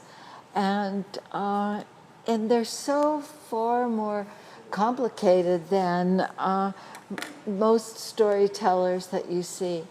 And, we've had people ask us if we had any storyteller dolls. Well, they're really not dolls. They're not playthings. What they are is they're effigy figures of the people that are part of Marilyn's life. Mostly Grandma and Grandpa, of course, because, Grandma and Grandpa in any culture is usually the source of information for their grandkids, because the generation in between is too busy working. And it's wonderful to be able to see the detail in Marilyn's work, and also to have her explain what every little bit of it means, because she really is so involved with the making of these pieces that every line that she paints and every design that she makes, they all represent something that's very much alive and very personal in her own life and in her own native religion.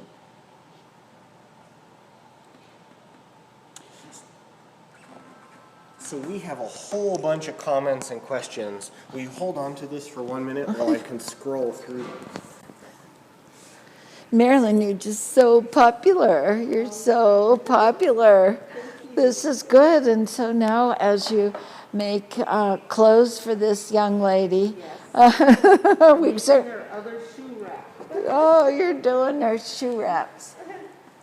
So we begin from Eric, and Eric says, first and foremost, I would like to say thank you for sharing your artwork. I always look for your designs when looking for inspiration, as well as some of our late potters like Sarah, Marie, and Lucy. And who's it from? Eric. Oh. Eric has quite a few things that he says here. So watching you and many of our Acoma potters motivates to continue our ancestors' legacy of pottery making. It's Eric Delhomme. One memory of mine is watching my great-grandmother. I'm going to butcher this. I'm so sorry, but it's spelled Zee-my-Tza, Josalie Ray making pottery while visiting with us. My grandmother, Olivia Ray Delhomme in Long Beach, California. One thing that we all have in common is watching our grandmothers crafting the generational teachings that connect us to the beginnings of our people. Can you share with your audience the beginning stages of designing? Hold on, I gotta scroll down. There's a lot. A lot is good. Yay. Of designing a Oya or figurine. There's a lot that goes into designing it, because it's so challenging, because all the little how do I say it? See how the figures are not all sitting just straight down on one arm. So I own many brushes brushes. I probably have around 500 or 600 brushes. And I'm so in love with brushes. Every time I get a new brush, I can't wait to get home to use it. I'll handle that brush until I get home. But anyway, I own so much brushes. I do use commercial brushes to put all the detail and go into the arms and, you know, so I'm constantly turning my Storyteller up, down, sideways to get, you know, in between all the figures. And I do a lot of scraping because I tend to put my brush paint on things where there isn't supposed to be paint. So I do that. This is one of my earlier pieces. Yeah, I used how to do how the old is? slanted eyes. Yeah. So this is one of the challenges I had to overcome, is to learn to put enough enough pressure on the clay and pack the clay well enough to where this would not happen. I was losing a lot of my pieces because of the air bubbles inside. So the arms would pop off, or when the kids would explode, their heads would come off. So this is one of my earlier pieces, and it's signed M. Henderson. So 25 years ago. Yeah, is is M. Henderson the person that's copying your work? Yes, she's doing a very good job too. Oh no, well that was your first. That was Yes. your first married name. Yes. It was Marilyn Henderson. Yes. Yeah. But now it's Marilyn Ray, and I see a lot of people on the website. They say they have on there Marilyn Henderson Ray, and I tell them, please don't add the Henderson. It's Marilyn Ray now. Yeah. Well, I think we might have missed a little bit of the audio when you were talking about the eyes. Could you just repeat that? Would that be okay? Yeah. Sure. I started out with the slanted eyes, and this is how I was doing my pieces from the start. I don't know why, but I did. How old is that pot? This one is probably, it doesn't even have that was before I was even dating them. So it's a very old piece, but it's one that I had on my shelf, and I take it to a lot of places I do demonstrations, and I tell them that this, you know, is how I used to make them with the slanted eyes. And, but it's signed M. Henderson. So this might be early 70s? 70s. Yeah. So it's 50 years old. Yeah. Boy. Yeah. It's 50 years old. Those kids have probably grown up since then. Huh? I hope they all have jobs. You hope they all have jobs, right? Yeah, but this is how I used to make them. And I used to use just the basic colors that, you know, like where my grandmother took me. To mine the basic colors there. Some I started searching for, which is the pink. So it was mostly the orange and the beige and the black. That's how I started.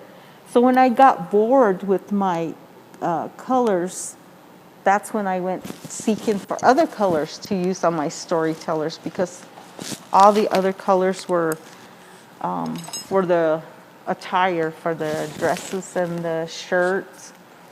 So that's when I started looking for colors.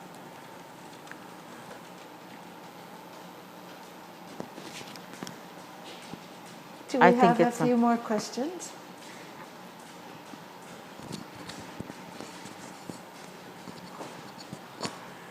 So I have another question from Eric, which is also, if there is one story regarding the history of our Acoma pottery, could you share it with all the Acoma people watching? What would it be? About the storytellers? Or just in general? A general story that you would share with the Acoma people. What would that be? Pottery. Because, you know, you said that you were learning all kinds of things about Acoma Pueblo that you were passing on to your children and grandchildren. Is there a story that you think that people from Acoma that are listening now would like to hear? Well, it's not really a story, but it's to be respectful to Mother Earth for what she's provided. it's there for anyone who really wants to learn, and just to be respectful to the elders, especially.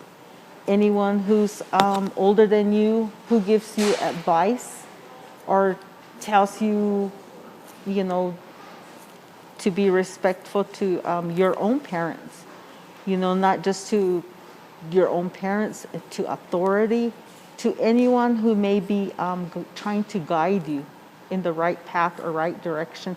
That's what the storytellers represent to me, telling stories and lessons, teaching them how to pray, teaching them songs that they need to learn, and to carry on the history through the oral teachings. Right now they're trying to write the language out. And my daughter Jolene took a class, and I could not read what she was writing. So to me, it's really difficult. I think we learn by listening, and that is what the storytellers represent, you know, oral teachings. And, you know, that's how I learned. I think that is a very lovely thought, and I think it's not only for the Acoma people, but everyone who might be tuning in. Yes. That being respectful is of a good quality Yes. to have. So we have a question from Charles, and Charles would like to know the names of your parental grandparents. My Mary and Joseph, they used the letter P. And it's funny because my uncles, my aunts, they all had P as a middle initial. And it came to where they would ask my father, his name was Edward P. Lewis. His father's name was Joseph P. Lewis. And Mary P. Lewis. David P. Lewis, Lolita P. Lewis. And we always asked him, what does the P stand for? He says, I don't know, so I don't use it anymore. So he just dropped the letter P. And when we were young, we asked him, Dad, how come they didn't name you Jesus? Because your parents were Mary and Joseph. He just said, I don't know, that's the name I was given. They should have named you Jesus. So your mother's parents' names were?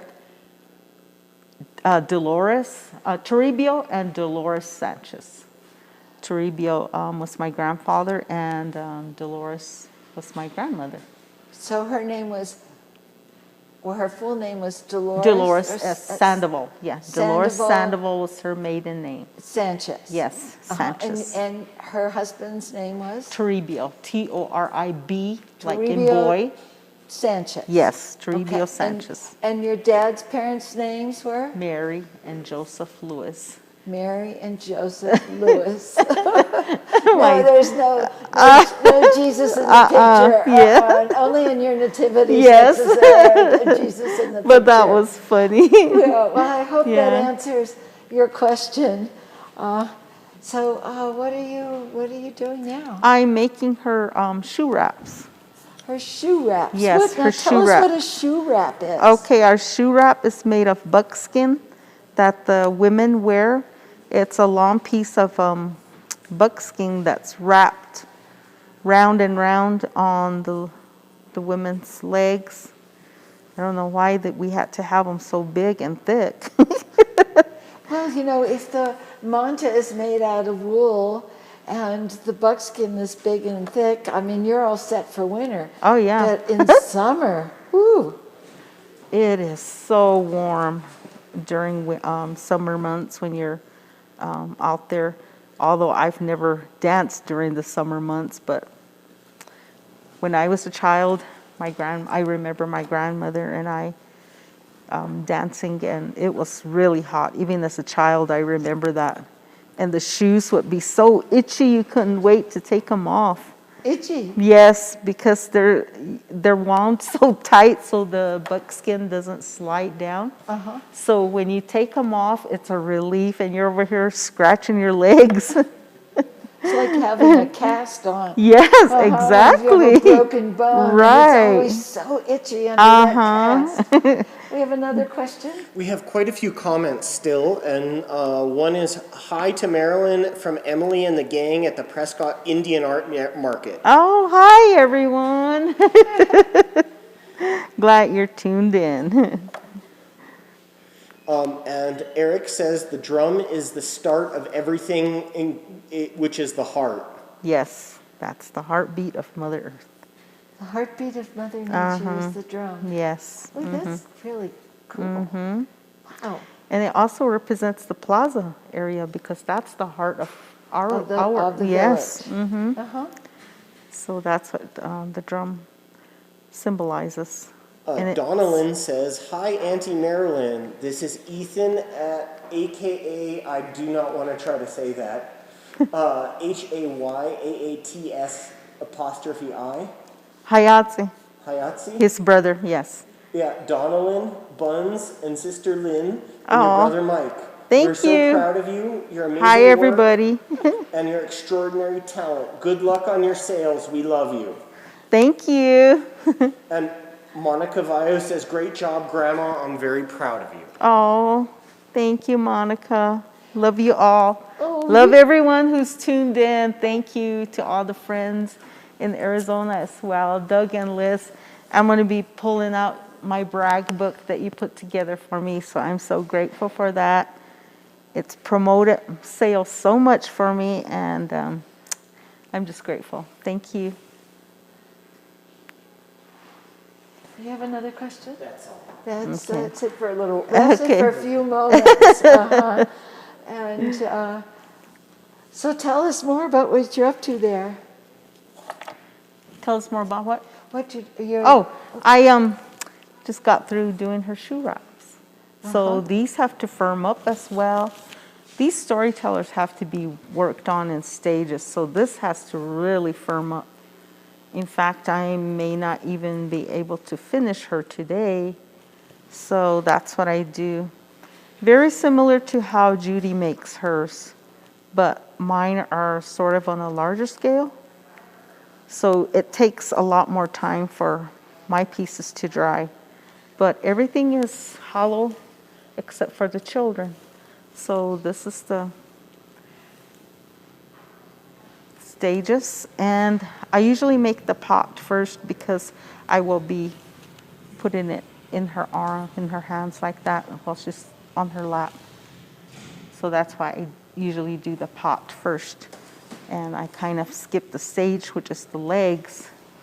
The legs have to firm up enough to where I can put the body and the top of the dress onto her. So this is how I do the dress. Very similar to the way Judy was doing hers. It was so amazing watching her. She did hers so fast. I was like, I've never seen her work.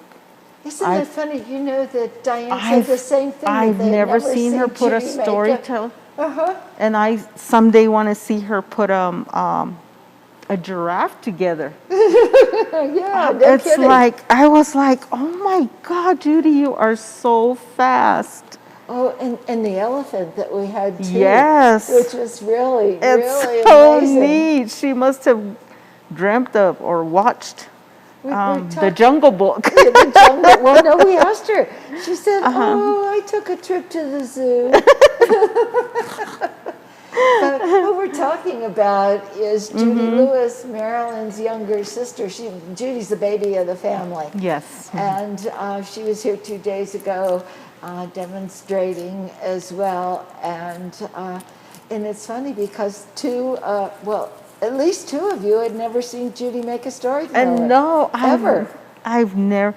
You know, we all do pottery, but I don't think we've ever sat there and worked all Together. together. Yeah. Yeah. Well, You know, and maybe it's that's- and I maybe- was so amazed at how my sister Carolyn paints and Rebecca. Oh. Of all the years she's done pottery, I've never sat there and watched her paint. much less create a piece. Well, now you can go to Oh my YouTube and gosh. search for Andrea Fisher Yes. Fine Pottery. Oh, you and know- our channel will come up, and you can actually watch your sisters make the things that they do. Bryant was saying, what am I going to do after your video? He says, I looked forward to those videos. And I've never spent the whole day with my sisters. He said, it was so neat to have him say, I can't wait. It's 11 o'clock, Mare, turn on the YouTube. I just had a brilliant idea. I think maybe we're going to try to have the next group of videos that we do, that we will invite all of you together and set it all that would be up so much fun. and let you guys work together and just let you talk and Yes. share your lives and share your The way we stories. once did. Oh my God. Oh, I remember that. And so, point out who's who. Okay. I did that, oh gosh, so many years ago. Yes, I think it was 1987. Oh my gosh. 1987. So here you have Carolyn, myself, Rebecca, no, Diane, and then Rebecca. And Judy, was Judy born then? Judy couldn't make it for some reason, but I know she wasn't there, but she was already potting. She was making small storytellers. So this is Diane's earlier piece, Rebecca, Carolyn, and myself. 87. I love the hair. 87. The hair. Oh yeah. my God. It really is the 80s, isn't it? The Bushy Head series. Wow. Wow. Well, it was funny when this virtual, when Judy and Diane were scheduled for the virtual a few days ago, she called us. Well, Jolene called her aunties and asked them, "Are you girls getting nervous?" And then they said, "Yes, we're getting nervous, but we don't like our hairdo." So Carolyn told me, the girls went and cut each other's hair. I said, oh my gosh, you're kidding me. They go, yeah. Judy cut Diane's hair and Diane cut Judy's hair. I said, oh my gosh, they're going to be on TV, national TV tomorrow. And they go, we'll see how their hair is. We couldn't wait to see them. International, because we got a comment yesterday from someone whose name was Motor, and we sent a message back to Motor and said, when you're in Santa Fe, please stop by and see us. And he or she answered back and said, but I'll need a visa. And so we're just dying to know where Motor is from, and if they need help getting a visa, we have people. And our people can talk to their people. Awesome. Well, I hope that person shows up one day on your one day on at your front door. Yeah. That would be great. Yes. I put a hole in her head. You put a hole in the head? Yeah, I must have poked it with something when I got up. But this is how I form my pieces. And she's still very wet. Yes, her body parts aren't staying in place. Yes, her body parts. And just like Judy, same way of doing storytellers. I've had this knife since I started making my figures. Did you get any of Grandma's tools? I did. I got the large stone that I think I have a photograph of it. I didn't bring it because it's so big. And that's what I used to make my brownish black paint on. And Rebecca gave me a large polishing stone. I don't really use it because I don't do large flat pieces.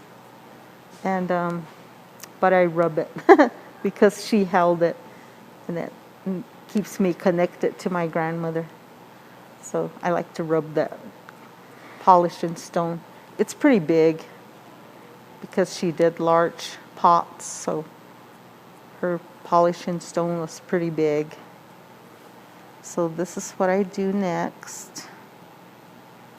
And then I will put her manta dress on. And like I said, it's very similar to the way Judy does hers.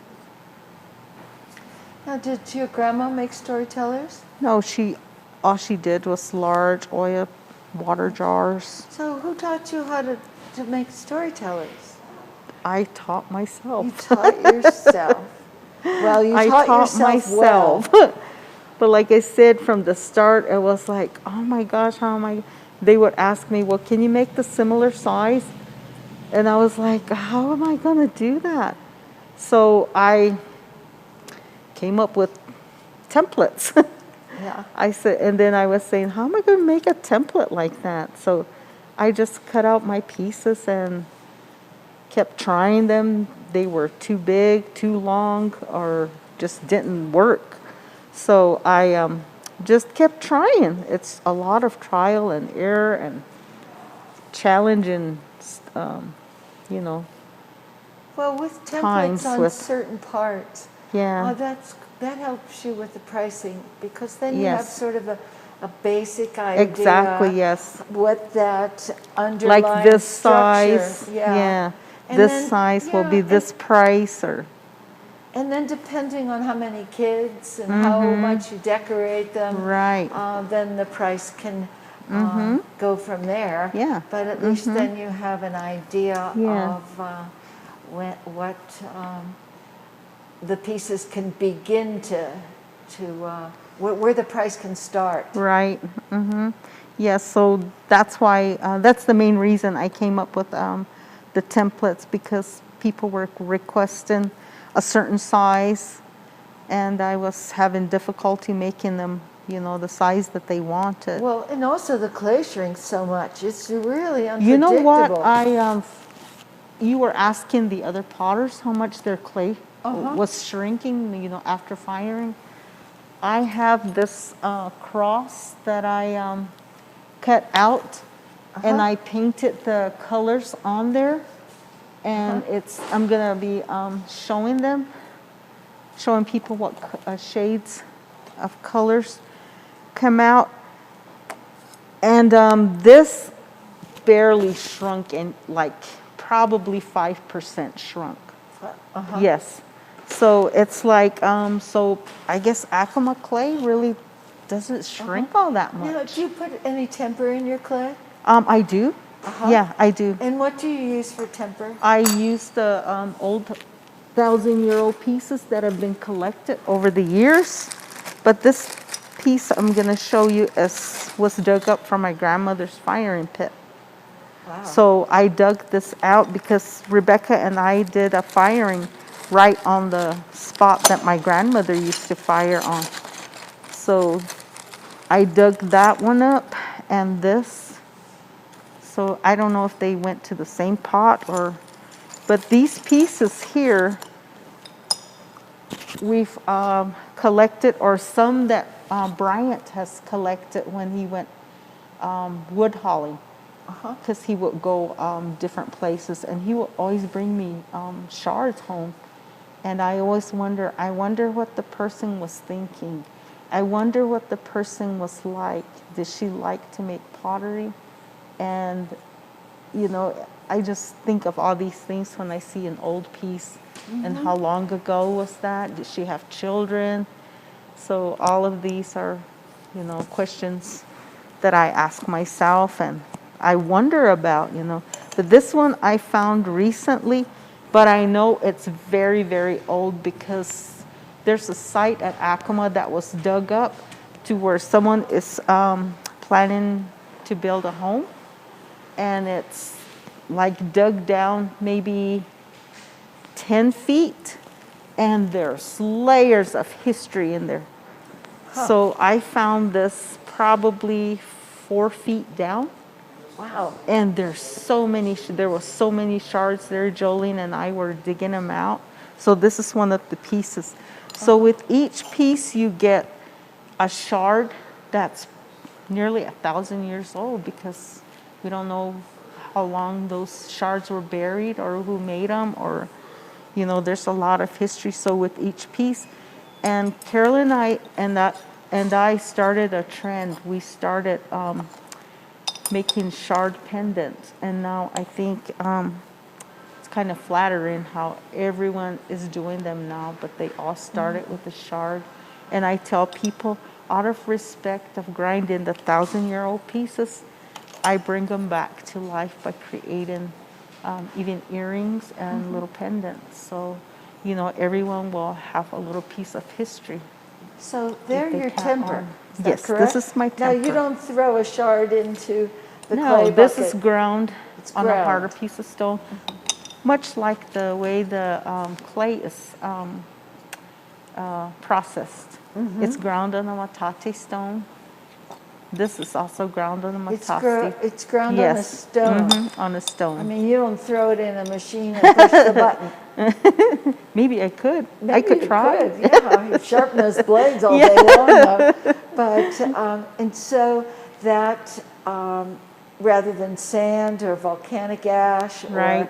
or, We use use the temper. Yeah. ground up pottery shards. Ground up pottery And what shards. they do is they add a cohesiveness to the clay, so Correct. that the clay doesn't break up when it's drying and when it's firing. Right. It's kind of the glue that sticks it all together. Yes. And I think we have some questions. We actually have 4 comments. Oh, The first one is from Monica. She says, "Great job, Grandma. I'm very proud of you." Thank you, Monica. The next one is from Joe Romero. It says, "Great job," and shout out to Marilyn. Oh, hi, Joe. We Glad just you got a tuned few in. more, so I'll read a few more. Shailene says, "Auntie Marilyn has an amazing talent, and we're very blessed to have her. May Thanks, God bless Shay. your hands and continue to make in your eyes and paints. We love you," from George Cooney and Shay. Oh, hi, guys. Thank you. Thank you for watching. The next one is from Kristen. Kristen says, "Hi, Marilyn. My husband and I met you when we were touring Acoma. I recognize your work, and I about fell over when it was you.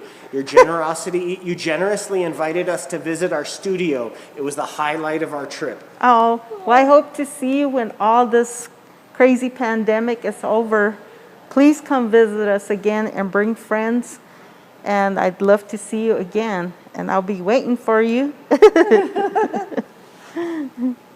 Kristen also says, "We were looking we are looking at your work every day in place of honor in our bedroom dresser. We hope that others at Acoma stay well. Can't wait to get back. We're in Austin." Thank you. And the last comment for now is from Dolores Wanico. And Dolores says, "All you sisters do amazing work. We have the best teachers, all our yellow corn matriarchs." Oh, thanks, Dee. yeah. Well, she's your next door neighbor too, and family in the Oh, family yeah. home up on top. Yes. Yeah. Uh-huh. Did you ever carry her work? I think you did. Oh yeah. Dolores? We still, yeah. Dolores we still Ergon? do. We carry Yeah. her work. Yeah. Absolutely. Uh-huh. Her pieces are so beautifully painted, and she makes Yes. those small jars that are so nice. Featherweight. Yeah. Oh, my featherweight gosh. And so skilled. and Yes. Boy, there's so much talent there. It's just, it's frightening. There's so much talent. I always thank God for making me who I am. I mean, my parents were so talented. All of my siblings are talented. We all have special talents, and I'm just very blessed. And like I said, I'm hoping that my daughter will pick up the art and live on to carry on my legacy. Yeah. Oh, yeah. Yes. Well, my legacy is here. He's the one who's reading all the questions and Oh, yeah. yeah, it's really, really nice Yes. to have Derek in the business. I get to see him every day. We've watched him grow. Oh, absolutely. You watched Yes. him grow. God, I remember the day that Iris was born. Yes. Rebecca's daughter. And I was so amazed to see Derek again because I don't come in here as often as my other sisters. So I was like, oh my gosh, Derek's all grown up. He's quite a young man. Derek's old. Oh, he is. He's 39 years old. He is? He is. Wow. And he's growing a beard. I saw that. I had to look twice. I go, oh my gosh. You know, he's starting to look like, a mountain man. But he said he was going to just, after all, the pandemic was only going to last a month or so, and we had planned, to do stuff within this month. And he said, well, he's getting a little stubble, and we didn't have any customers in the door because we weren't letting them in, and that he was going to shave when the pandemic was over and we reopened. Well, here we are, 5 months later, and pretty soon, he's going to look like who's the Rip Van Winkle that slept for 20 years? The beard's going to be hanging down to the floor. But hey, he's still shaving. He's still not shaving. So well, if you're not shaved by Christmas, you know what role you can play. Oh, and there's some gray in it too, which I think is really interesting because he thinks I'm the only one in the family that's getting old. Right. Yeah. And it looks like your storyteller is sitting on a slab. Yes, I formed a slab, and which is the base. So I'm cutting away at the... Well, Paul Esteban said that when it was summertime, they used to lay on the slabs on the top of the mesa to cool off. Oh, yeah. Those were good old days, spending time at Acoma. We would climb rocks, go to the water holes. Back then, we didn't care. We were throwing rocks in the water holes. Oh, dear. Oh, dear. But now it's really gotten strict, because, we were kids, and kids will do what kids do. Well, of course they will. So it was fun, and this is how I put her together. So she's kind of stuck on here. I usually do it on a board, the bottom. We'll have a board, because when the cloth gets too wet, then the clay sticks. Yeah. And right now I'm kind of rushing the process because you want because everyone of the out time there to see what you do and how much work it is. And just to think, you spend all this time just sort of building the body. Exactly. That's not all the kids. That's not all the painting. It's just truly amazing. Yeah. Is there a question, Derek? Well, we have 2 comments. The first is from Dolores Wanico. She said, where would we all be without Andrea appreciating our work and getting it out there? Thanks, Andrea, for appreciating our family's work. Aren't you sweet? Thank you. That was really very, very nice. And I hope you're doing well and that, you continue to make those beautiful pieces that you do. Well, the next comment is from Diane. Diane? Our Diane? No, Diane Lewis Garcia, yeah? Yeah, that's our Diane. Hi, sister. Yeah, what does she want? It says, hi, big sis. You're doing a great, wonderful job explaining all of your work. Thanks for all your words of encouragement and sternness. I wouldn't be who I am today without your guidance. I love you dearly. Love you too, sister. I'm sorry, that's what you remember about me. She remembers, right. But she didn't say anything about a whip, though. So that was really good. That was really good. And when she said that, it made me feel bad. I said, I'm sorry, sisters. I didn't know I was that mean.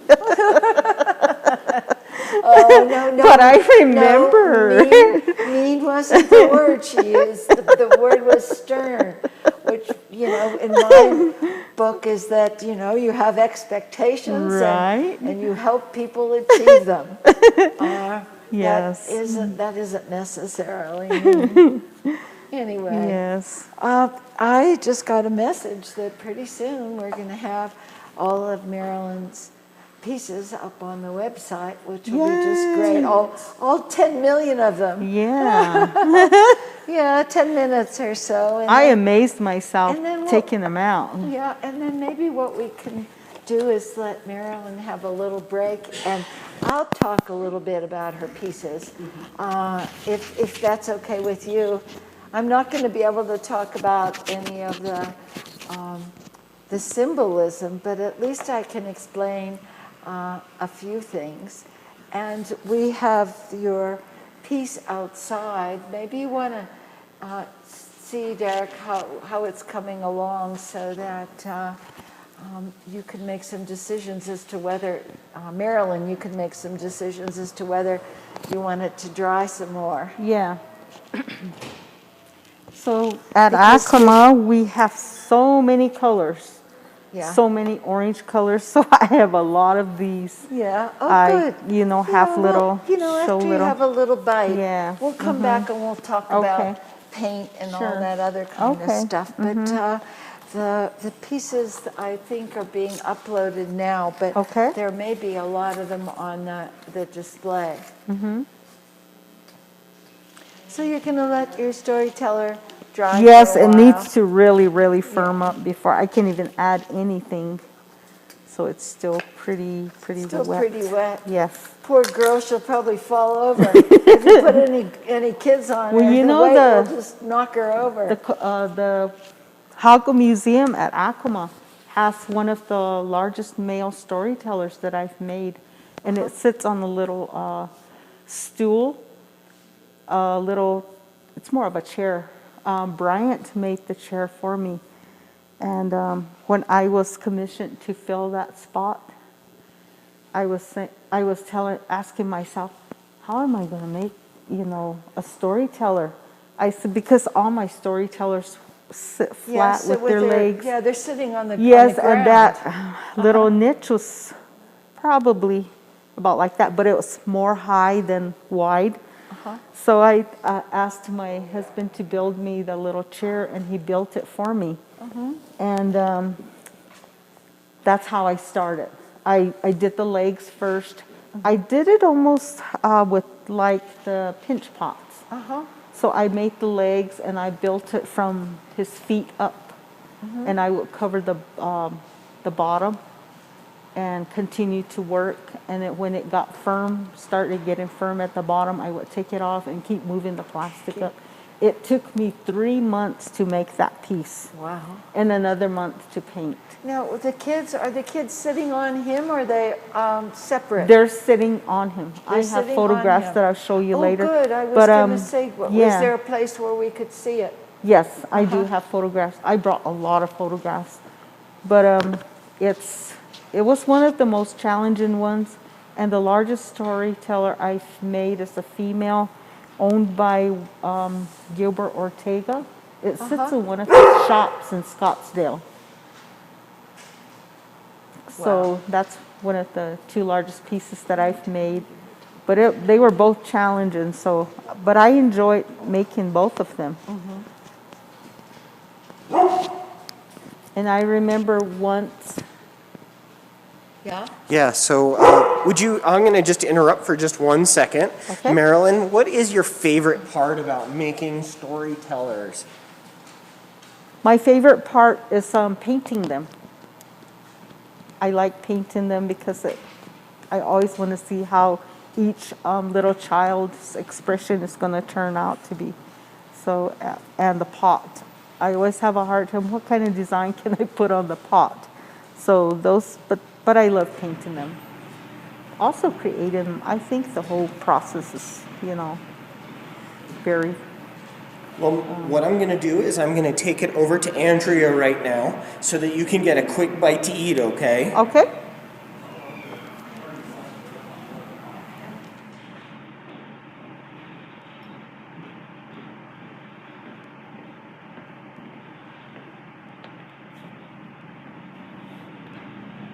the last of Marilyn's pieces are being put up on our website right now.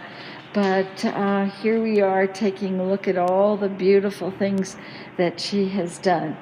And it's really interesting because, her storytellers are just so incredibly detailed and so whimsical and lovely that they're really, really special. And if we start with the smallest pieces, there are two great little pots here. And these two little great pots are very reminiscent of what her storytellers hold while they are telling the stories to their grandchildren. Sweet, sweet little pots. So she does make container forms with each one of the storytellers, as well as the having them stand alone. And then if we get a little bit bigger with her pieces, these two wonderful pieces where she uses the corn design and then the prayers that are floating off to heaven and the rain, I'm sure, which is what people pray for all the time, especially here in New Mexico. We have so little. But one of the things that is really nice at this very, very moment is I have a view of the outside, and to the north of us it looks like there are some dark areas. And maybe all these prayers that Marilyn has painted on her pots are going up there to tell the heavens it's really time to rain on us. And there are two of these wonderful little pots, the same design, but of course different shapes, and they're different because she never ever does anything the same. Then there's another little seed pot. And seed pots are really interesting because seed pots are I'm looking for the hole. Seed pots were really important in the local culture, and the reason is that if you didn't have seeds the next year, you didn't eat. There was nothing to plant, and so you had to make sure that over the winter time they were protected from any sort of heat, from any dampness so they wouldn't sprout, or from any rodents that might eat them for lunch. And so they would make ceramic containers to hold the seeds. This piece or any of the seed pots that are made today are not functional anymore. The original seed pots were much larger. They oftentimes had a handle, and the hole that was in them was big enough for a corn cob to use as a plug. Now that we have these decorative seed pots, the hole is tiny, and it's oftentimes very difficult to see, but it's not for putting seeds into, it's for letting the air escape during the firing process. When pots are fired, the air heats faster than the clay body, and if you don't have a hole in the pot, there's no place for the air to escape, and it's kind of like the way popcorn works. And everything is done before the firing process, so that means if it blows up in the firing, that you've lost all the time and effort that you've put into it, and also it may take out other ones that were around it. And so the seed pots are now just lovely little decorative objects. And with the older seed pots, there aren't many of them that are in existence because they were used and used up because they were so important to function in the culture. Well, sea pots started to change when traders came west, because traders would they would introduce various things that the people could plant in the Southwest. And then the Burpee Company and all those seed catalog companies came into existence, and with the Pony Express and the mail, you could have seeds delivered. And then there were grocery stores, and you really didn't need seeds anymore to begin with, and now convenience stores, and so it makes it really, really easy. And while the seed pots have gone out of a functional use, they're still very, very much a part of the decorative use as well. Now we have a lot of these lovely plates, and here is one of the designs where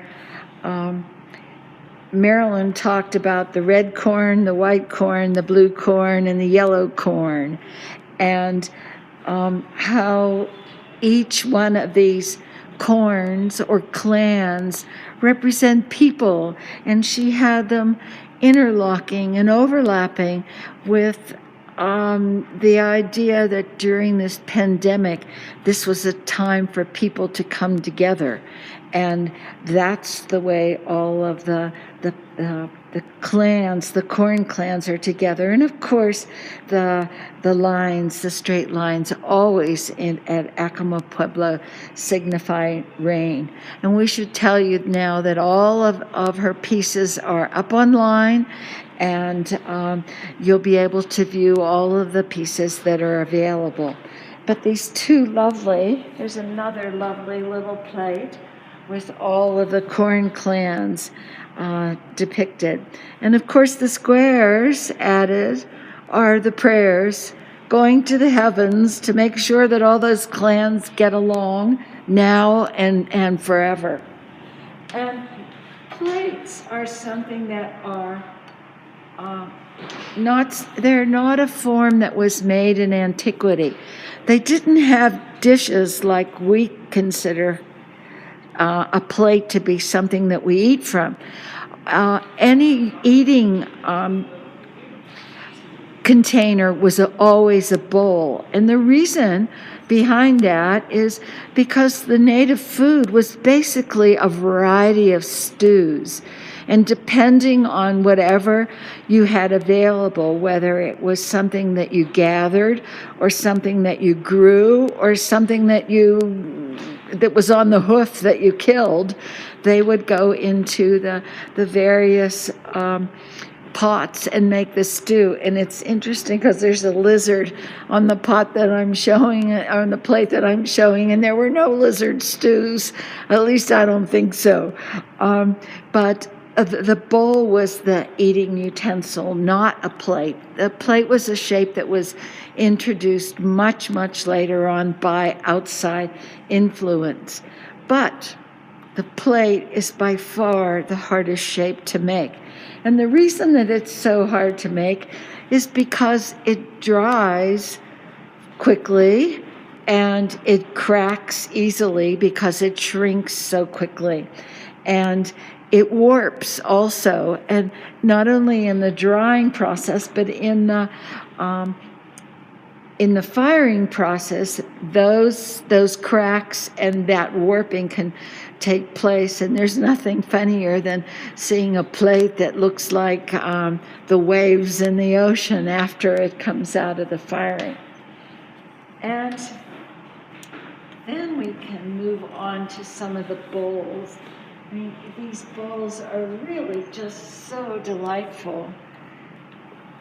Little boys hanging out in those bowls, and oftentimes they'll have a slingshot, like this guy's little slingshot wasn't put in. And Marilyn makes all those tiny little slingshots by herself because the boys would go out hunting for birds. And while there's a bird here in this bowl that looks like it's ready to escape, what they're finding more than anything is their dog in the bowl, who is sort of wearing a ladybug on his head. But if you notice, look at how happy all the kids are. Even the dog has a little smile on his face. And while I can't tell whether bird's beak is smiling or not, but I think he'll be smiling a whole lot more if he gets away. And there is another bowl here. Another little hunter, young man hunter, again, who's looking for that who's looking for the birds to use his slingshot in. And what he's finding in the bowl is not a bird, but instead a turtle. And, you know, every culture, every Native American tribe has a real connection to turtles. And oftentimes there is a turtle clan.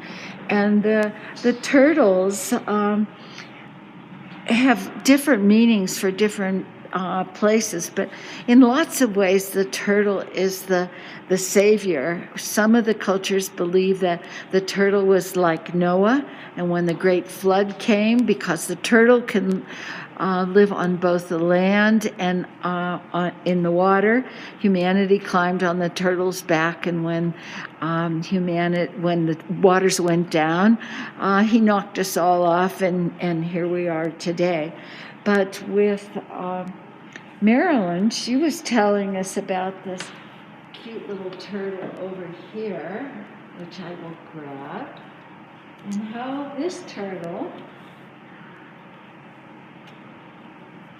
this wonderful turtle represents the four directions.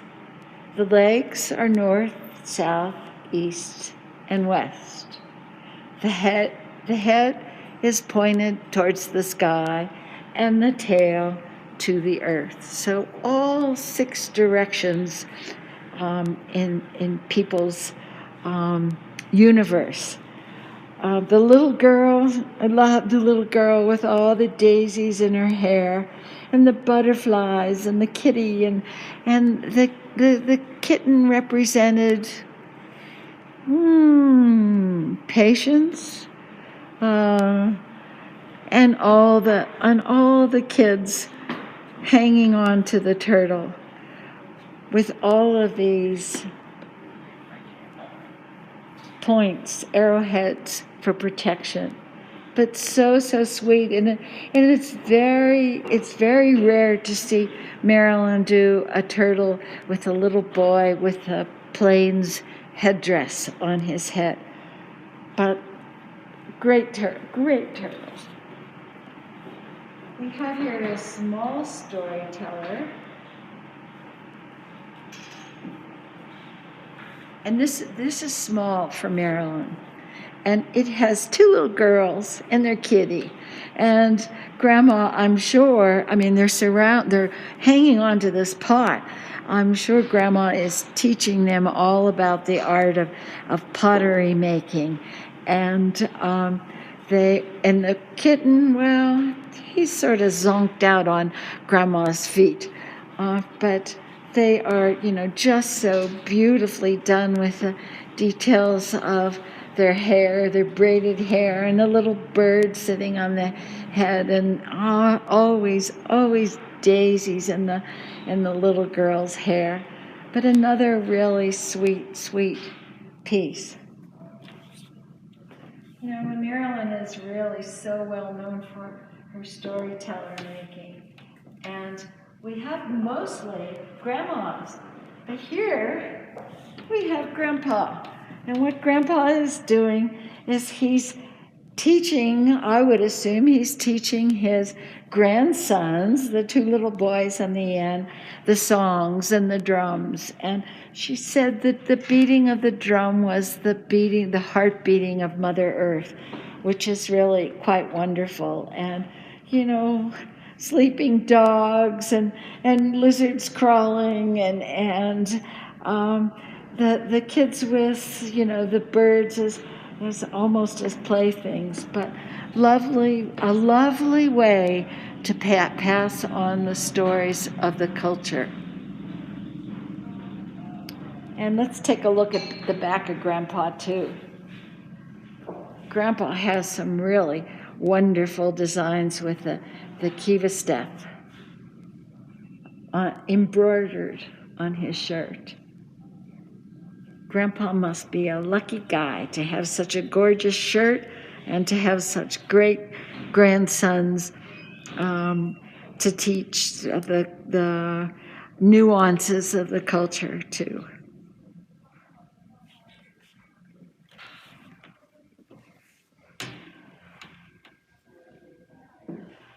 There is another storyteller that we get to see the back of, and it's fun to watch it move around because, I mean, there are the kids. I mean, one of them is sort of giggling, and the little boy is climbing on her tablita.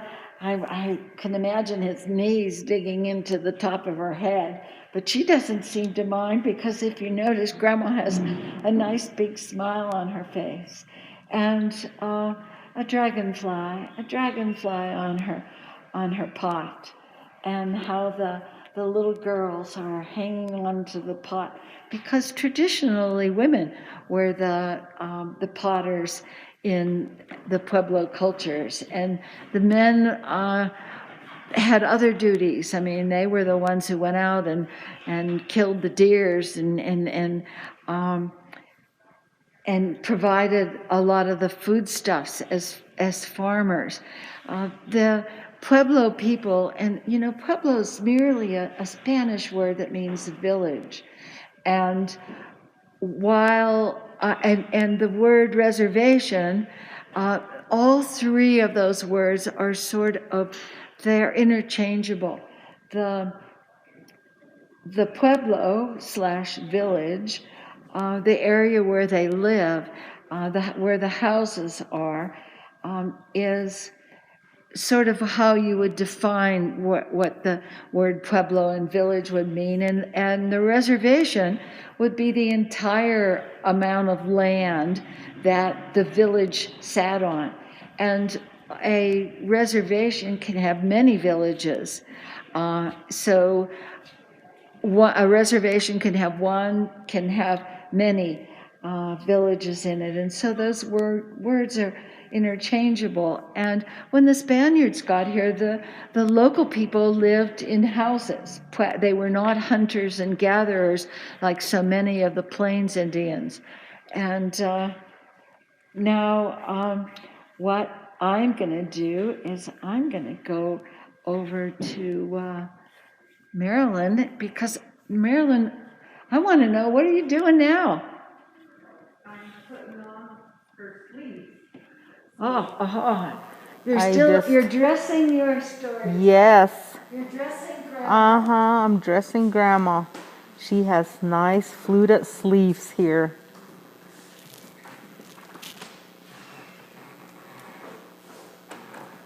So that's what I'm doing right now. Putting on her sleeves. And soon I will be talking about all the different colors, all the different sandstone and clays combined that I've come up with. It took me about 9 years to come up with this many colors worthy of use. So it was a lot of experimenting for the 9 years before I was able to find colors that And all the colors that you found are things that you just naturally found and experimented with? Yes, it's colors that I've experimented with. A lot of orange tones are found right around the local area at Acoma. Also the reds. In fact, all of these are found at Acoma. The only one that I don't have a sample of is the green, because it was found after my grandfather passed on. Rebecca found a container full, a rusty bucket full of this green, and it never dawned on us to save some of the raw mineral that was found. So we don't know where it came from. We don't know if he traded for it or what it was even used for. So I use it very sparingly. I'm running really low, so we strained the whole bucket full. And this is what I have in the container is already strained, and it's in my little paint vial, so I didn't bring that. But here I have the red. This I find at Cochiti. And then this one is coming down from the winding road before you reach Acoma. And then this beige is also found in the local area, the same place down the winding road, and this pink is also found there. So a lot of these, you can see colors as you're coming down toward the mesa. And this is sandstone collected right behind my home. And this is the purple coming down from the winding road before you reach Acoma. And this is the white slip, the kaolin slip that's very hard to get. So these are obviously rocks, effectively, at this point. They're they're sandstone, and a combination of sandstone and clay. So the and pigment so how would that you comes. treat them to make them into So paint? what I do is I soak them. I soak them in rainwater. Let me see which one I can soak. Maybe this one here. Sure. And this one here is the yellow. It's actually almost like a lime green, but it will fire this color of yellow here. So this yellow is this sort of lime green color. This is the beige here. This here is the pink. This here is this pretty bright orange. This here is the darker orange. And this here is more of a grayish, purplish color. And the white is right in the center there, which is the kaolin slip. And then, like I said, this is the red. So all these are mineral pigments that I share with my sisters. And I think I've inspired them to kind of hunt on their own for different shades of colors. Well, during all of the rest of the interviews, your sisters were very adamant that you were the one that pushed them towards the pottery making life. And they seem to be collecting and searching for those minerals, which is really quite wonderful. Yes, there's so many tones of orange. When I find another piece of a local area that I get the orange from, I have so many of these because I want to see which shades that I like best. And some of them are so close, so I just combine them. Like these three here are almost the same tone. Right now it's a little too. Well, I think we can see. I think we can see all the different Can tones you see on the there. colors? Yeah. Yep. So this is the yellow and all the colors of orange, the pinks. So this is what I do. I test them on a piece of pottery and fire them. And here's what the Rocky Mountain beeweed plant looks like. And we call it wild spinach. Most natives who do the traditional pottery use this as paint. And we use it sort of as a binder for this iron oxide, which is ground on a harder piece of stone. It's not this stone here, but it is ground on the similar stone, but it makes the brownish black paint. This I use to pulverize my colored rocks.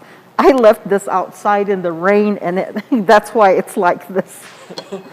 So that one got rained on, but this, you can see that the iron oxide bleeds, brown. And you said you really use rainwater mainly for I your do. paint? Yeah, I do. What's So the this difference one between a rainwater and regular water? What prefer, change happens? I prefer rainwater because it keeps the colors, the tones stay the same. Whereas if you use tap water, it tends to make the colors a lot darker and dull. Huh. And it forms a lot of alkali at the surface. This here, I wanted to show you what happens. See the crystals around here? This was done with tap water. So this has a lot of the alkali crystals. It forms around the surface of the pot. So this pot will slowly erode away And that's what I noticed on the pottery that was really used at Acoma to hold a lot of water. If they were used almost every day, this would happen. It just slowly erodes away. And that's what, because the water is so hard, has a lot of minerals in it. So that was the main reason I brought this little pot to show you. I used to carry my kaolin slip in it, but I needed more and more. So you had to go to the plastic containers. Yeah, and it doesn't absorb the water or dry up my paints as fast as this one. This one was sitting there early this morning. I poured this water and as you can see, it's almost gone. Whereas these paints were wet from yesterday and they're still pretty moist. I try to keep them moist because it's hard once they dry up to try to make them To reconstitute? Yes. And are you constantly stirring your paints Yes. because they they settle out? They do. And- The pigment will settle to the bottom. And Yeah. so if you then paint with settled out paint, does it change color as the time, as you know? Yes, it will. It'll get lighter. Like on this brownish black paint, I have to stir it because the bee weed and the minerals settle to the bottom, so I have to constantly stir it. Whereas if you don't and you get the lightness, and it's almost like a two-tone when you fire the piece, it's more noticeable after you fire the piece. So that's the main reason you have to kind of keep stirring the paints as you're painting. So obviously you don't go to the craft store and buy Oh, no. any material really here, except for No. maybe brushes. Yes. But yeah, it's pretty obvious that you have spent a long time figuring out how to make all of these colors work. Yes. And I think that all of that shows in all of your work, which, I think brings joy to a whole lot of people. Yes, it does. I find great pleasure in doing my artwork. Like I said, I have a passion for my art, so I try to do it on a daily basis. It calms me down. It keeps me focused on daily life's challenges that everyone faces. So that's how I get by every day, just by doing my pottery. And I know a whole lot of potters have a whole lot of trouble with clay drying out their hands. Yes, What do you do to take care of your hands? nothing really. Just use lotion. Just lotion? Yeah, just lotion. Once in a while, I'll put Vicks on, which is what my grandmother did. Huh. Vicks was her remedy for everything from a cold to chappy hands. Yeah, Windex maybe, right? Yeah. Yeah, but that's what I saw her applying. And my nephew was laughing at me a few months ago. My feet were so chappy during the summer months. I was putting on the lard, and I was putting the booties on. What are you doing? He tells me. I said, I'm trying to grease my heels. I told him they're so cracked. Well, it's something you got to do is take care of the Yeah. the hands and the parts that Yeah. make you Right. be able to make a living. And Yeah. speaking of hands are my favorite part about your storytellers. Oh, you good. actually form each of the fingers, Yes, and I think that's one of the real things that differentiate you Yes, from others. And yeah, we can see that. You can see that in the old days you used to paint. the Yes, I fingers used to on. paint the little fingers on, and one day my uncle came over and he was watching me form one of these storytellers, and he asked me, he goes, "What is she holding, a tortilla?" That was before it was painted. I said, "No, that's gonna be her hand." I told him, "I just paint on the fingers." He goes, "Oh, I thought you were gonna have her holding a tortilla." So with the fingers, this is how I do them. I let them firm up a lot, and then I cut into them. So I form each finger individually. So this is how I do it. Well, that's really cool. Yeah. So I've tried to improve my figures and But the most challenging part about painting a storyteller is trying to get the eyes symmetrical. It's always like one is up, one is down. That large storyteller there, it took me 3 days to make her eyes to where I was pleased with it. And so are you talking about like making the actual Yes. the clay version of the eye, or No, is painting, it painting it. So obviously it took you some time to do that. Can you erase and start again, or You can, but it really scars the piece, Okay. the area that you scrape. So through a lot of trial and error, I've come up with a solution. So you this don't have is to my tell me solution. you don't have to tell me any of your secrets, just so you know. But if you want to, you're more than welcome to. Yeah, well, it's not really a secret. I mean, if it's going to benefit someone, you know, to learn and carry on the tradition, I feel that it should be out there for people to visualize and have some kind of, you know, thing to look at to try to duplicate or try to mimic your techniques. So this here is more of a slurry slip that I've come up with, and that was my solution. So this slurry slip is just clay. It's pure clay, and Rebecca found white slip that was very chalky. Perfect. So in order for her to not throw the dirt away that, you know, we thought was white slip, we added to the clay, and that's why our clay is exceptionally white. You can tell where I apply the slip on most of my pieces. So in order to smooth them out, I'll use this slurry slip. So I didn't mean to move your stuff. I just It's needed. okay. I just wanted to be able to see what you Yeah. were doing in the camera. yeah, but that's what how I've come up with that.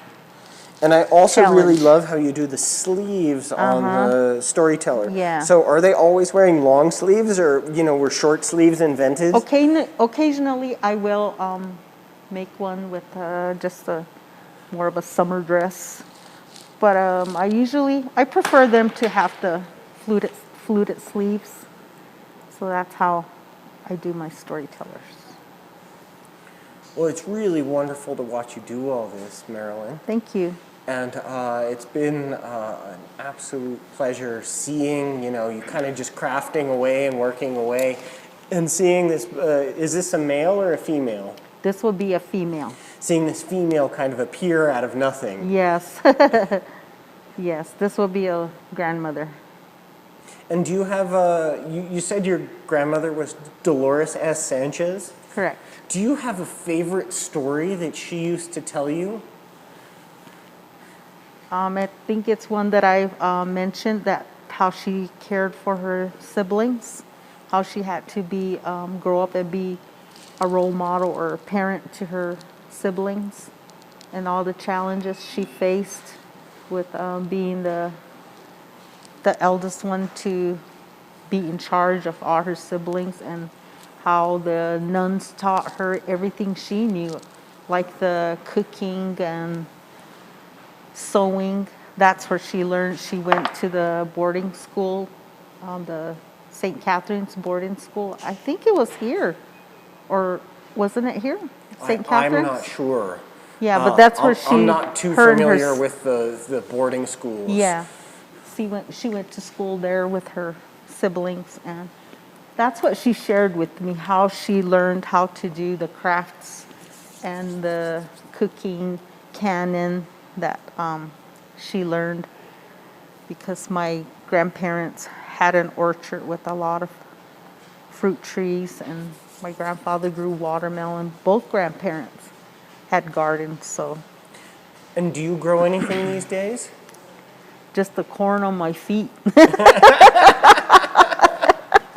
I have pretty rough feet too. I've been walking around barefoot in here for the last 20 days because it makes too much noise on the camera with me having shoes on, and so I run around here in my bare feet. So I know the feeling. Every night I go home and I scrub the bottom of my feet. Yeah, and my corny jokes. Yeah. Well, I think your sisters had something to do with that too, because they were telling corny jokes about corn maidens. Yeah. I miss those girls. Yeah, they're quite a bit of fun. Yeah, so, they are. We had the pleasure of having them here, and I think all the sisters really had a good time. Yeah. And I'm really, really pleased that you're here as well. Yeah. Because I think it's just wonderful to see you work. I know they did such a great job, and they didn't even seem like they were nervous. I'm sitting here nervous as heck right now. Oh, you shouldn't be nervous. There's nothing to be nervous about at all. And from what, just so you know, from the cameras, people can see your hands working very nicely on the piece in front of you. And, there's really, I don't think there's much to be nervous about, but you're doing a great job. So I'm really, really proud that you came and that you're here. And so with that note, I am going to sign off, and I am going to pass it back to Andrea. Okay.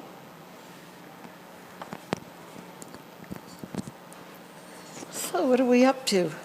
I'm making her lips. You're making her lips. Her luscious lips.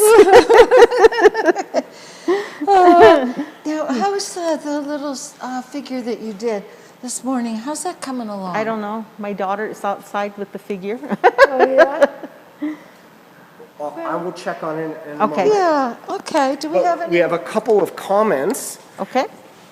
and the comments are from Sandra Victorino. Okay. Oh, And it says, "Hi there, Marilyn and Andrea. You ladies are looking very beautiful today. And Marilyn, just thinking of our best trip with Auntie Dot to Arizona for the herd show." Hi, Sandra. I know she was so fun to be with. I really missed her too.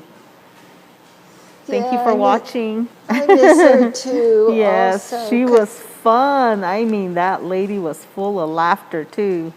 Yeah, well, we Yeah. went on a trip also You did? because the National Museum of Women in the Arts did a show on Native American women potters. I mean, what Right. a perfect venue, because pottery making in the Pueblos is, traditionally been women's work, and what better place than the National Museum of Women in the Arts in Washington. And Mobil Oil was the sponsor, and what a fantastic show it was, number one. And number two, what Lou Noto was the CEO of Mobil before Mobil and Exxon merged, and or was it Standard Oil? Anyway, he put on such a great welcome and fun activities. They even went to a baseball game. They even took all the potters to a baseball game, which was really kind of fun. And there was Aunt Dot, Yes. Dorothy Toribio. That's who we're talking about. Yes. She was just thrilled to be there, and there was sort of a banquet dinner at the end that was so beautifully done and so well executed in the building. The building had originally, it's in Washington, D.C., and it had originally been built as sort of a men's club, and it was all this sort of creamsicle orange marble, and just absolutely fantastic. And the neighborhood apparently deteriorated over time, and then it was sort of brought back to life, and the museum was able to get that fabulous building. And it's really a very, very gorgeous place, and really showcases what women in the world, and especially in this country, have been able to produce in the art world. But anyway, so what are you up to now? Did I put too much Botox in her lips? Too much This is where I decide. No, this is where you decide whether how much Botox grandma gets. Yeah, so I Well, it looks just, like grandma has lost all of her wrinkles. yeah. Is there something I wish it was that easy. The rest of us? I would have done it already. You would have done it to yourself, huh? Yes. So I'm forming her fingers before her hand gets too dry. Really, we have some questions, comments? We have 2 comments. The other one's from Sandra Victorino. She says, "Anne, great job. I love you, sister. Derek, good job for Love you all your too. camera work." Oh, Love you yeah. too. And I don't know who the last one is from, but it is, I have watched each of these through the month. I think Andrea and Derek have produced a historic educational event that have helped each of these potters and their families at the same time. Kudos to all. Oh, you don't know who it's Thank from? you. Oh, well, whoever sent that message, thank you. That is very, very sweet. And you watched all of them? I mean, good grief. Like Bryant, that's what he says. What am I going to do when all this ends? Yeah, when all this ends and this pandemic is over and like we have to go and Right. work. Yuck. I said, well, Andrea has always treated us so graciously, and if it wasn't for her compassionate heart, none of this would be possible for us. So we really appreciate it, Andrea. But You don't know how grateful we are. A lot of this I do for me too, you know. Uh-huh, yes. I'm a great recipient of it, and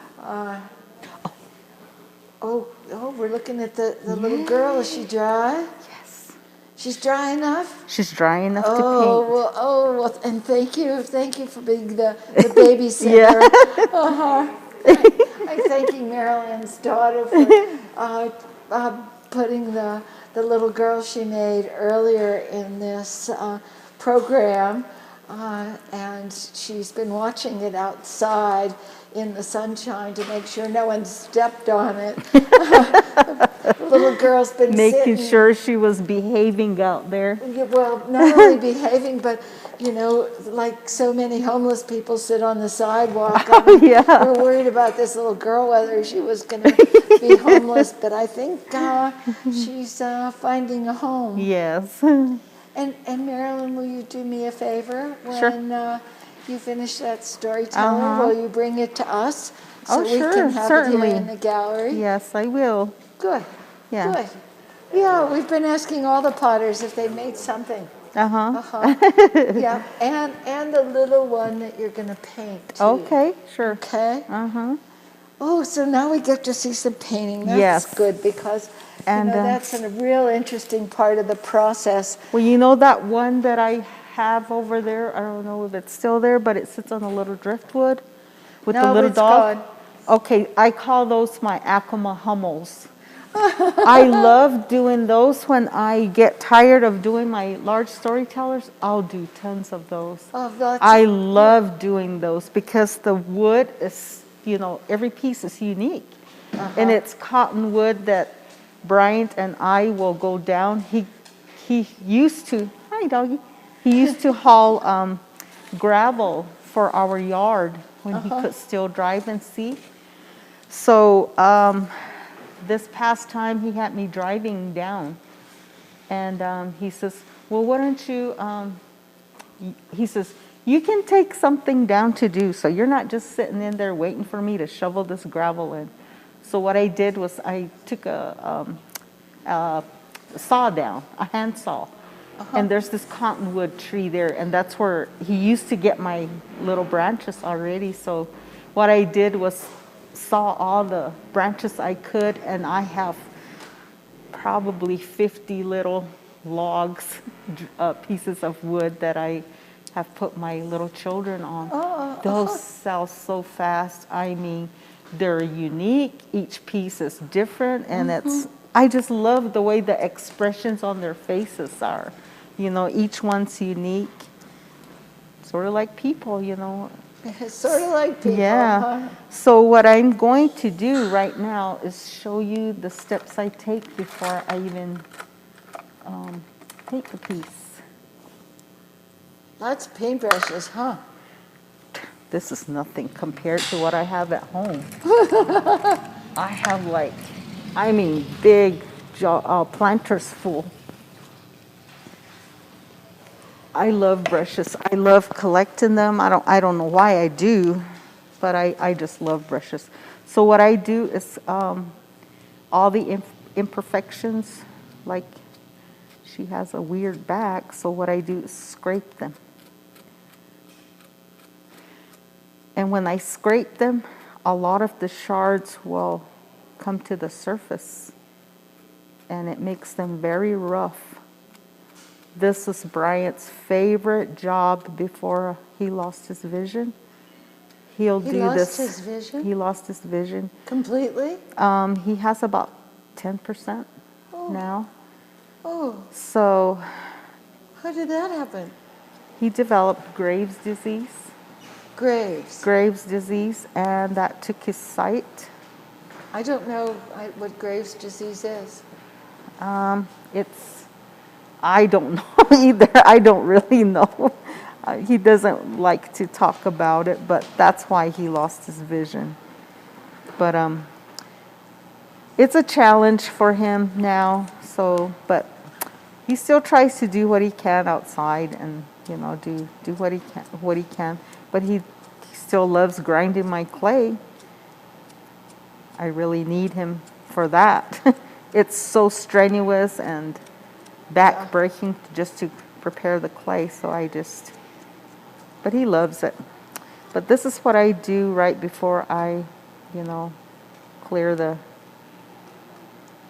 make the surface. So you clean her up again? Yes, I do. I clean her up, and I usually do it with a scraper, but I forgot the scraper.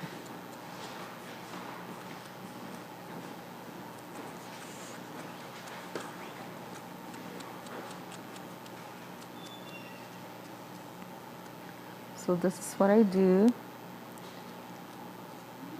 Clean her up as best I can.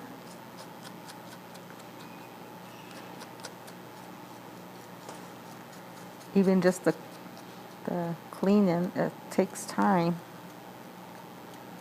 But right now I'm doing it at a fast pace.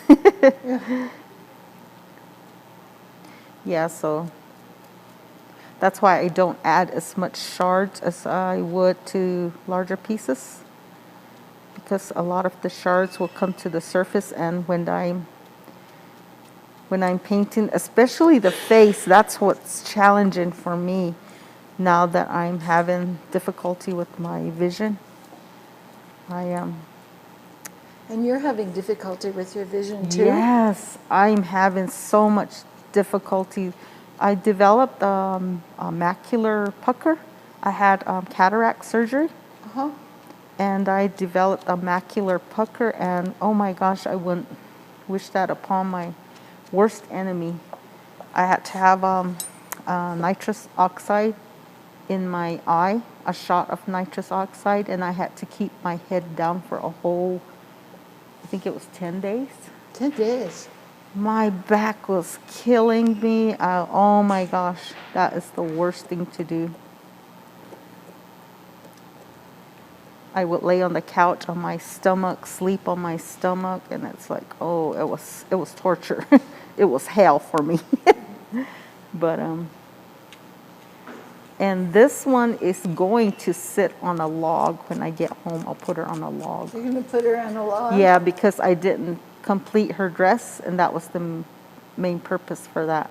I usually complete the dress if it's going to be just single. So here I wanted her to sit on a rock or a log, one of the two. But I'll have her sitting on something. But here I think I'm pretty much satisfied with the way she looks. So I've gotten What's that? It's more slurry slip, I call it. Yeah, slip, Because yeah. it's a combination of the clay, pure clay. I don't add shards or anything to it. And what I've done is instead of throwing out the kaolin slip, which was very chalky, instead of throwing that out, but it fires very white. But when you use that chalky slip, when you try to burnish your pieces, it just rubs off. So instead of just tossing it out, Rebecca and I came up with the solution to be thankful for, us finding that color. So we add it to either our clay, or I add it to the slip here, because I don't really burnish my pieces, but I still want the smooth texture on them. So that's why I sort of paint the whole piece before I even try to paint it. And on the ones that do hold the pottery, that's the only part I'll burnish. And since everyone uses stones, I've come up with this is my go-to thing. I found this. What is that? I think it's a cuticle stick. It was in a little manicure set that my mother gave me as a gift many years ago. I'm not even sure when it was, but it's so worn. And it's been the best tool for me to And it's made burnish. out of metal or wood? Or? It is. It's metal and plastic. Uh-huh. It's metal and plastic, and like I said, the first time I used it, I was like, oh my gosh, this works so great. But that's what I use to burnish my pots on my storytellers, because I can't get the stone in there. Their stones are too big and awkward, and Yeah, well, so if the I stone is found small enough, then you can't hold it. no. And I kept knocking off the little ears or knocking off her hair buns. So this little tool is the greatest thing for me. Now, if you didn't put any color on top of that and fired it, would it all be all white? Yes, it Do you- would be all white. Do you ever do brown? I do. Any brown little girls? I have. You have? I have, yeah. Oh, we want A some brown, special brown special kids. request, yes. Uh-huh. I think Yes. that would be great. Uh-huh.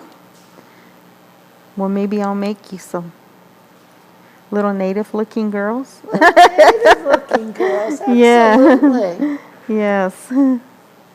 So all this is one of the steps I do before painting a piece. So the only part on this I'll burnish, or attempt to burnish, is the bottom of the dress. So I just get this little tool.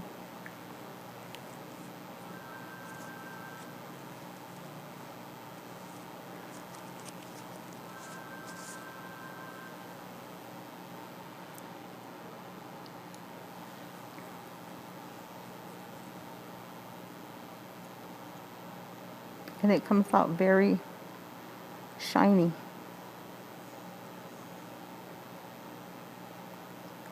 So that's how I'll do that. And then the rest I just rub with a cloth. Now, does that slip on top have to dry a little bit before Yes. you Uh-huh. start to paint? Yes. Do we just need a little. Would the sun patrol?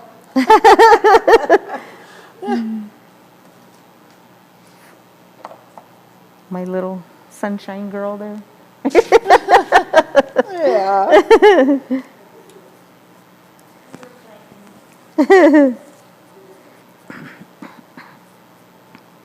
Yeah, so this is what I do. And then I need to wipe my hands of all the clay. So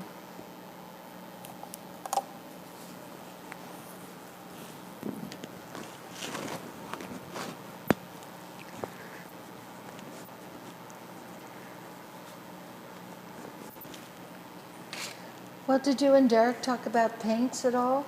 Yes, we did. You did? Yes, and I Oh, showed good. him all the different shades and different colors and which of the Oh, raw. so you One made was that. soaking, I'm sorry. and one was soaking, right? Yes, that was this here. This here is gonna turn out to be yellow, and it's more of a greenish tone. And this is collected down the winding road as you're on your way to the old Acoma Pueblo. Oh, I know exactly Yeah. where you mean. Yeah, do you know Yeah, where the I one mean? that This goes green? down the Yes. hill, yeah.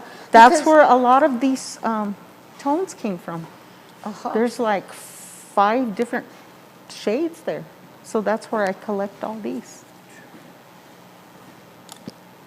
And then here's my iron oxide. I think we have a question or two. Okay. We have actually a couple of comments. One is from S. Gay, and she says, educational and shelter from the storms. Thanks to Andrea, all the artists, the stories that they shared, and of course, Derek and the dogs. Take a bow. Yes, you too. The dogs You are have bowing all all the time. done a great job here. Well, the dogs always bow. They're Yes. lying down, eyes closed, and sound asleep. And the last comment that I have at the moment is from Alicia Sanchez, and she says, thank you, Andrea, for doing all this. The lovely artist that will continue to do such amazing work. Always love your beautiful storytellers, Manuel. Marilyn. Good job. What a wonderful and talented family. Thank you, Leash. Yeah, no kidding. What a talented family. Yes. So tell us what you're doing now. I'm painting the bottom of her dress. Uh-huh. So she'll be wearing a little manta dress. So I outlined the little dress. I think I just love purchasing brushes, but this is my go-to brush. So you It's, buy brushes and you use one. Yes. Over and over and over. Yes, Uh-huh. it's actually made with the squirrel tail. With a squirrel tail. Yes. See how many brushes I've made? Uh-huh. This squirrel kept eating our wires to the truck. And one morning our truck didn't start. And Bryant was saying, what is wrong with the truck? So he opened up the hood and he saw the squirrel running out of the engine. And that squirrel kept coming back, day after day. And he says, I'm not replacing those wires anymore. He says, sorry, squirrel. So here's his tail. Okay. So I've made so many brushes with it. They make great brushes. I have like 5 or 6 in here. But I even tried one on a yucca brush. Occasionally, I will use the yucca brushes on my flatter pieces, like on the plates, or all the checkered patterns, which represent cornfields, were painted with these yucca brushes. So I have one for the green, which I use to line the manta. And I even prefer using the tip end, the sharp end of the yucca plant to erase my mistakes. So here's one of the brushes that I made to line those corn pots.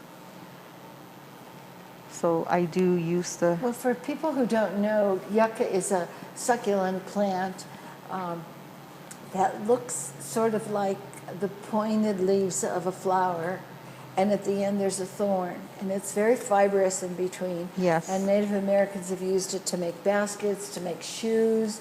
Yeah, like this here. All kinds of things. And if you chew off the green stuff, what remains is fiber, and the fiber is used as paintbrushes. And we have some questions? We have 3 comments at the moment. And the first 2 are from Peter. Peter says, Marilyn, great to visit with you these hours.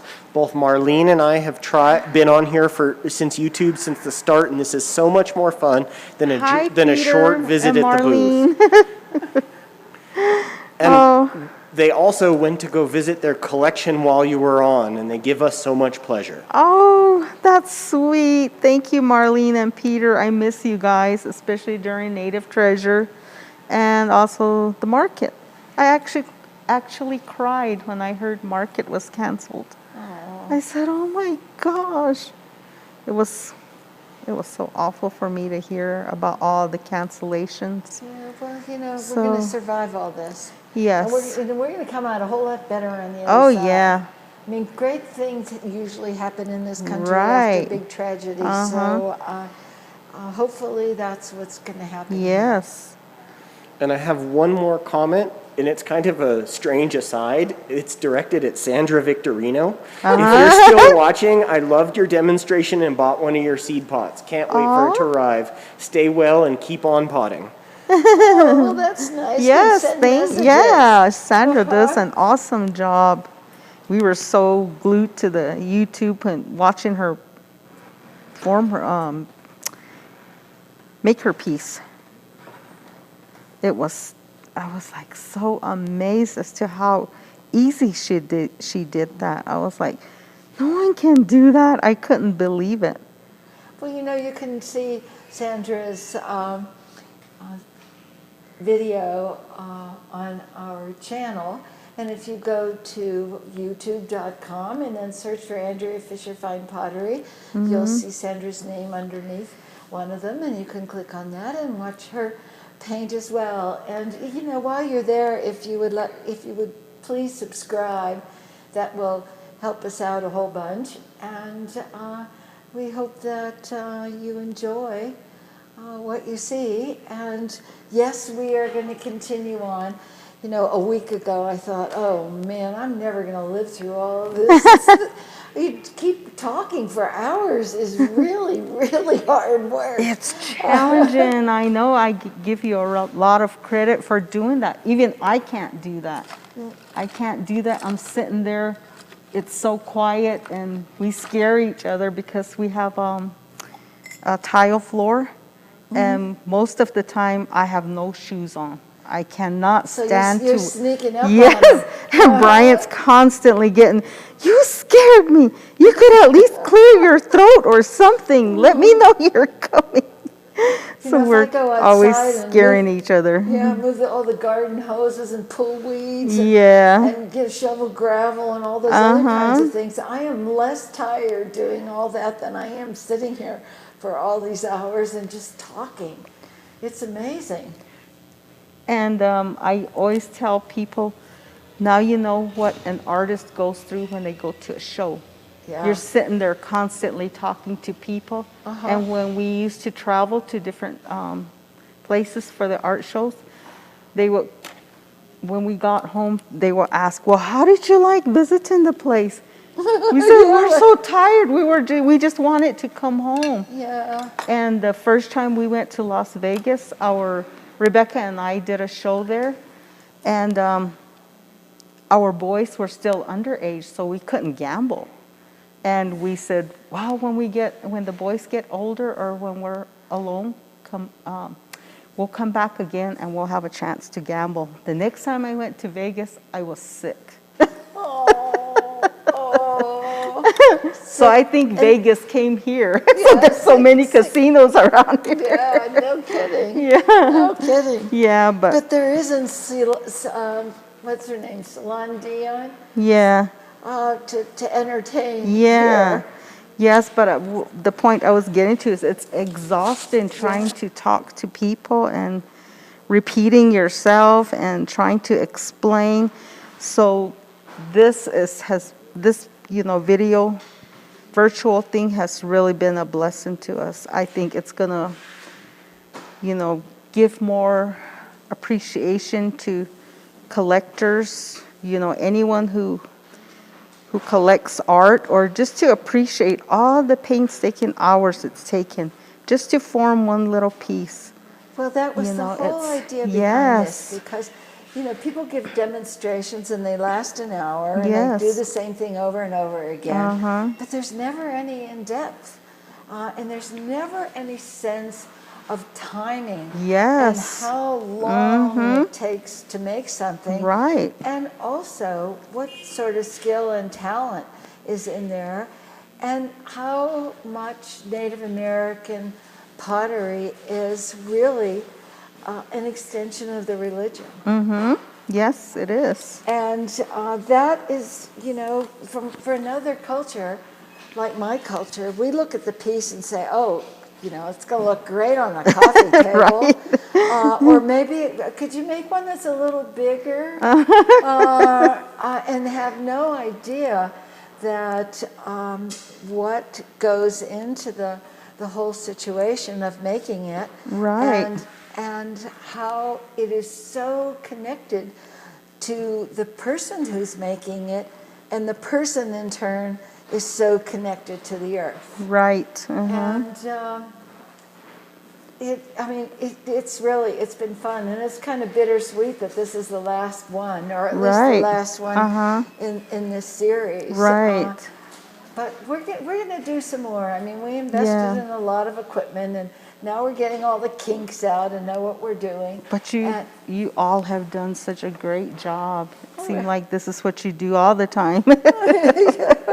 Well, now that Derek is changing his name to Martin Scorsese, and there we go. And I'm going to change my name to Johnny Carson. We're ready to rock and roll. Ready for the next batch. Yes. But Go ahead. If you notice that in all these presentations that there are no Navajos and no Hopis. Oh, yeah. And the reason behind that is because when all of this was being put together, both of those nations were really suffering under the virus. And the Navajos went into literal lockdown a long time ago, and we were afraid that people wouldn't be able to come.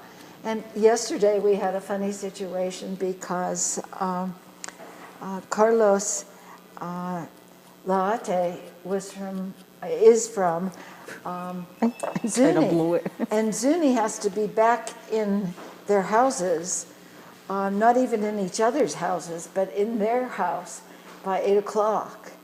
And Zuni is 3.5 hours from here, and we were ending at 5 and then if you add 5 and 3.5, that's a half an hour after the curfew.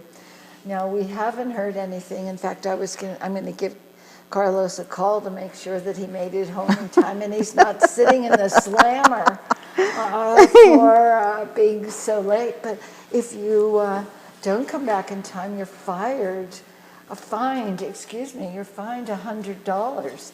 And $100 when you have no income is a tremendous amount of money. Yes.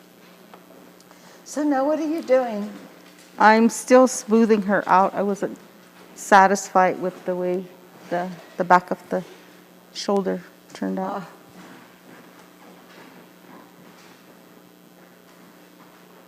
Like I said, I'm just doing this in a rush. And I usually take more time, but I just wanted to show the process of the painting. Well, we have time, Okay. We can always go over a little. Yeah. Well, we're scheduled to end in like 20 minutes. Do you want to make it go a little longer than that? Can you? I can. Yeah? Yeah. You don't have to run home? Oh, good. Yeah, well then, I don't know if that'll give you enough time to paint all of it, but at least you'll get really some of far it, yes. into it, because it's fascinating to watch the steady hand. Yeah. I find that to be truly amazing,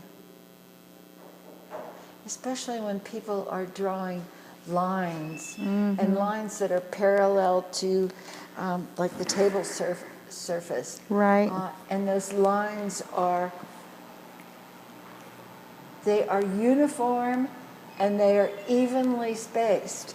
And how you can do that and, turn the piece in your hand and keep that line uniform and evenly spaced is just, I think that it's absolutely unbelievable.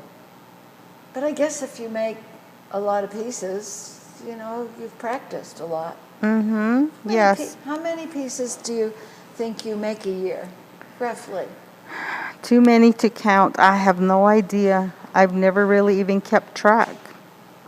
So I don't know. Roughly, I'll say, Well, how many a week? how many a week? I usually do at least 2 storytellers a week. 2 storytellers. 2 a week. storytellers So a week. That's approximately 100 a year. Probably, yes. Yeah. Uh-huh. And then the smaller drums and bowls and figures Oh my and stuff. gosh, I don't know.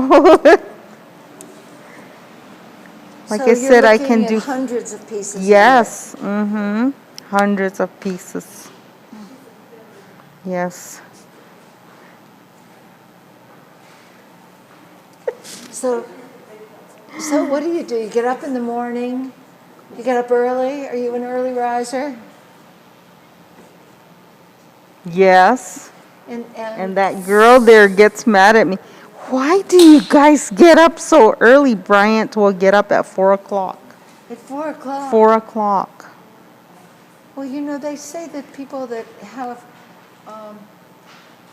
no eyesight lose a sense of time that people with, because we are phototropic. Yes. I mean, we depend upon light. Yeah. And when you're unable to see that light, you can't tell whether it's night or day. And in some ways it doesn't matter, except that people with sight do all their activities when it's light. Yes. And if you want to join them, you better conform. Right? Oh. Yeah, but he's an early riser. I sleep in a little. I don't get Yeah, up. you sleep until 5. I don't get up till 6 o'clock. But he's already got coffee going and watching TV. I'll sit down and start watching the morning news. He already knows what happened. Oh, I know, it's so depressing these days, too. Oh my gosh, my you aren't goodness. kidding. Oh, Mother Nature's beating us up. Yes. I feel so bad for those people. So I'm so grateful I have this talent. And, you know, we would be so grateful if they would share their rain with us. Yes. So that they wouldn't have so much and that we would have a little more. Right. Well, I'm trying to paint rain things. Rain things. Patterns. Well, you better go home tonight and tell every one of the people you know who dances to get busy. Right. And our largest feast day, most famous, is the September 2nd. Well, that's right around the corner. Yes. And that's canceled, I'm sure. Uh-huh. So It's been canceled. Your family still celebrate Feast Day? We've been celebrating the feast days in our own homes. We just cook for our families, our own families. So your immediate family? Yes. So you don't hang out with all 5 of your sisters and your 3 brothers and all their kids and their grandkids and the great-grandkids? We're not allowed to do that, have large gatherings.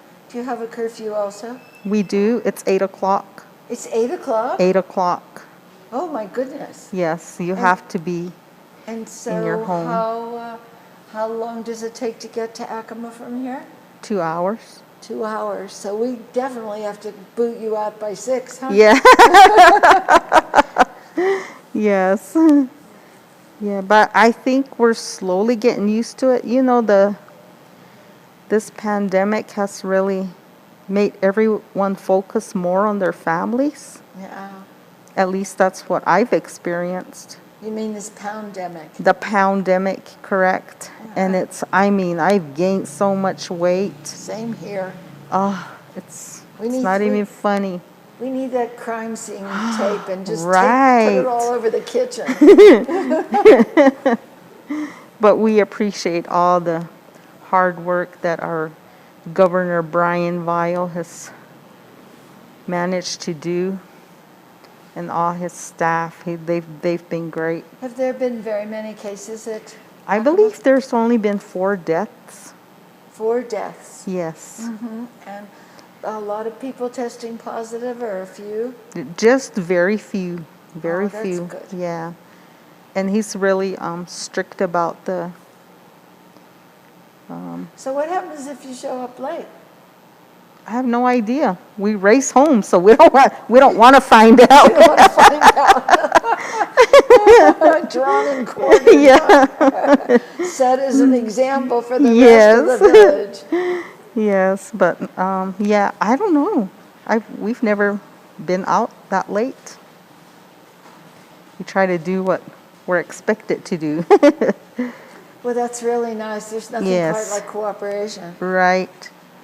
Just makes it easier for everything and everyone. Well, if you notice, those people who cooperate with each other somehow, you know, being socially distant and wearing masks and stuff, Right.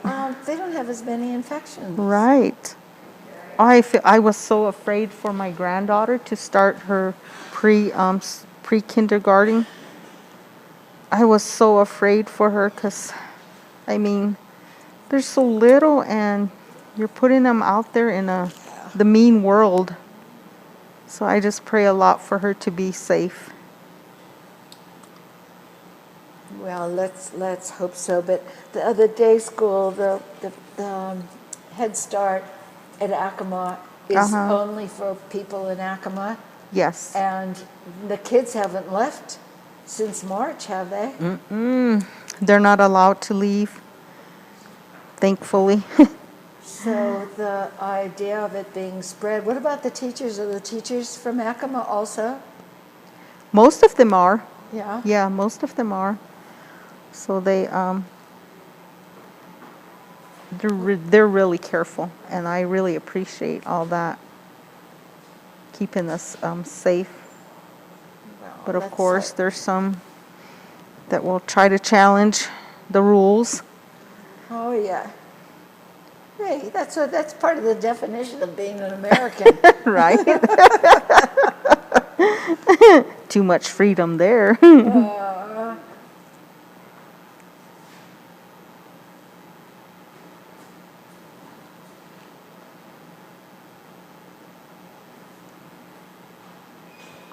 Oh man, just where I need to focus, it's that distorted vision, and I've been having such a difficult time painting. And I was really surprised to see how many I painted.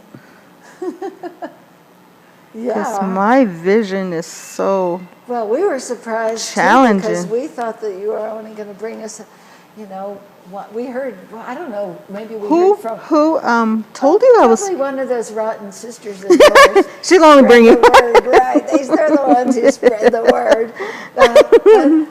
I don't know how it all came about that we heard that you were only going to bring one piece, and then when you showed up with all those pieces, we were really quite surprised. But I'm sure everybody out there who's watching is delighted as we are that we got to view so much of your work, because it's too cool for words. I didn't get to make the plates with the little children. I usually make a plate. Yeah. But you bring us some of those. Yeah, and they remind me of all the caves that Bryant used to take me to, and we were so amazed at all the drawings that were high up on the tops. Yeah. And I remember as a child, that's where Grandma and I rested in the shallow caves and take a water break. Yeah, and shade. Yes, in the Yeah. shade, and that's the memory of coming down from collecting clay, just resting in the shallow caves. What was painted on the caves? There's like animal figures, like deer. Are they Goats? petroglyphs? Are they carved? Are they chiseled? They're not carved. They're painted They're with this red iron oxide. Yeah, so there's different patterns and different animals that are painted on there. So that's always been fascinating to me as to how they got all those paintings way high up on the top, but of course it's all the erosion too from the sandstone over the years that it made it seem like it was way up there.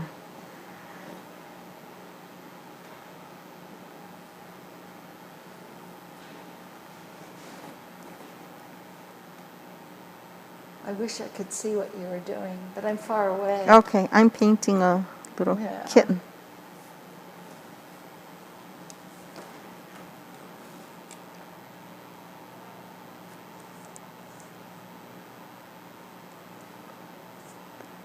So I'm really hoping my daughter will pick up this art, Uh-huh. especially the storyteller making. So you're giving the kitty some whiskers? I did, yes. You did? And now you're going to give the little girl a face? Not yet. I'm Not yet. doing the cat. She's going to remain faceless. No, I'm doing the cat's eyes. Kind of Woo, a my steady- eyes are. What a steady hand you have.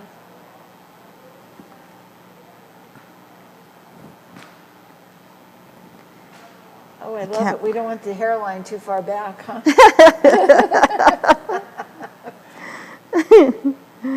And the only reason I can see these is that Derek's here with his control panel. Oh, okay, Showing yeah. me what's going on.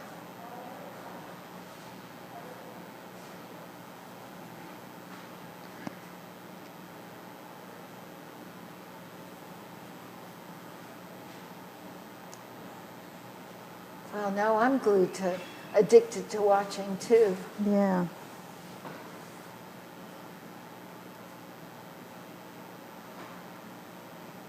And so the paint that you're using, that Uh-huh. that looks dark brown, what color is that going to turn when it's fired?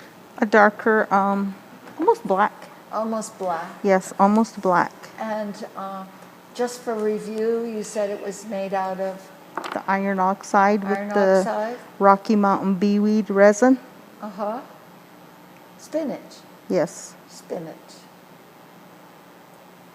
I guess the bees really like the flowers. And they're purple Right. flowers, aren't they? On the They beeweed. are, yes. And the bees I have a like, bag here I showed earlier. uh-huh. This is the Rocky Mountain beeweed or the wild spinach. And And you it- can eat it. Yes, we used to eat it a lot. You can make soup But- out of it. Red spinach soup. When it grows these purple flowers, the spinach is very bitter. So you have to pick them when they're still young if you're going to eat them. But for me, it seems to be wasteful when you just do the leaves. I just pick the whole plant, crush it up, and boil the whole thing. Does your kitchen smell good when you do that? It smells rotten. Smells what? It Rotten? smells like pee. Like urine. Bryant hates it. He says, Mare, when are you going to stop boiling that? It stinks in here. It does. It smells like urine. It's like, oh, Lovely. yeah. Lovely. Uh-huh. And it spoils on me during summer months. I didn't bring the one that stunk, so I brought another dish. Well, can you keep it in the fridge? I probably could, but my food will taste nasty. In a sealed jar? I do. Inside I of a keep 10 sealed plastic bags? I keep the one the paint that Bryant ground for me. It's about half a baby jar bottle full. Uh-huh. So I keep that in the refrigerator. So I just kind of pour it on, and that's where this came from. So it doesn't smell. So that's where I keep my paint. But right now I am my eyes are so out of focus because I'm straining them. I cannot. Would you like to stop then? I That's fine. cannot You don't, focus. You don't It's want her to mess it up. I mean, you don't want to mess her up. But if you want to stop, Marilyn, that's just fine because, you know, we said we would go until 3 and it's almost 3 o'clock now. And I think everyone has had a nice dose, a little smaller dose of painting. But if your eyesight isn't working, please don't strain your eyes because, I mean, you have a 2-hour drive home and we don't want, you know, we don't want to damage anything. That's for sure. Yeah. Yeah, I'll just make her face and I'll stop. And you'll stop. Okay. Oh my that's God. fine.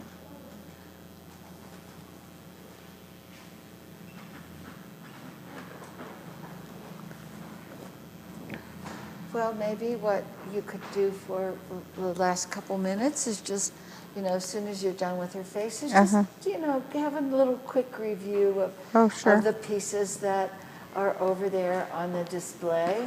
I talked about a few of them. Okay. And that way, maybe, you know, your eyesight will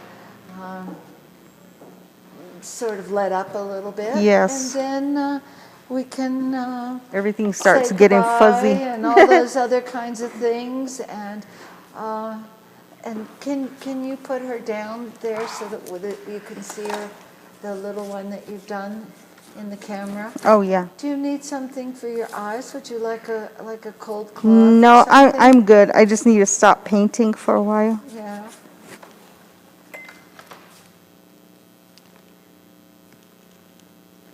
Hey, look, you're in Santa Fe. You're not at home.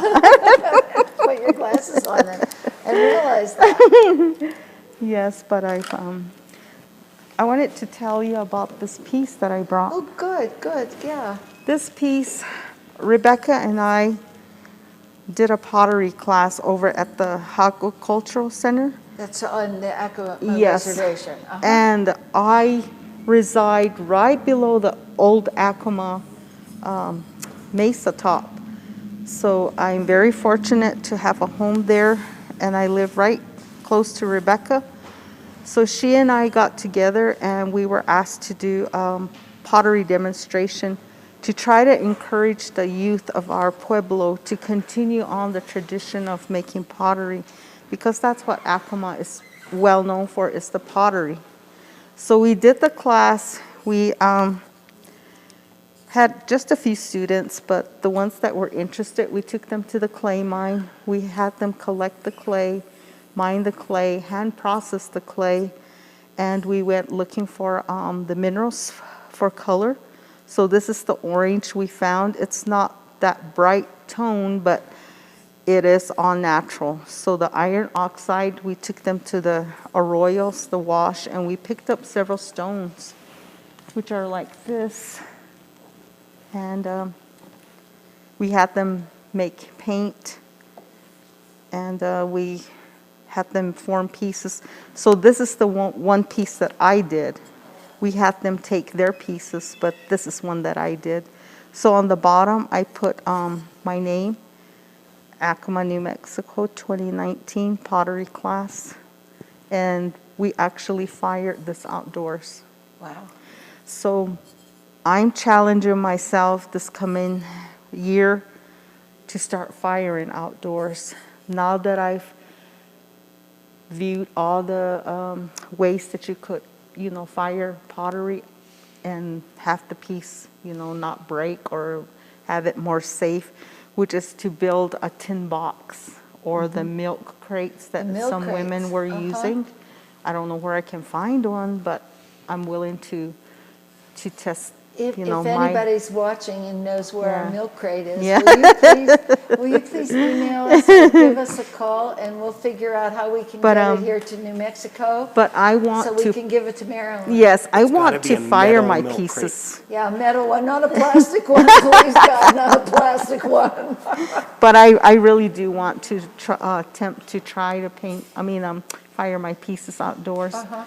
I like the character or even the burn marks, you know. Oh, the fire clouds. Yes, that's the fire clouds, yeah. I think that's a far more I do romantic too. name. I do fire too. clouds. Yes, so I'm gonna have Rebecca help me fire the piece, because we have some of the dung left over that we did for the pottery class.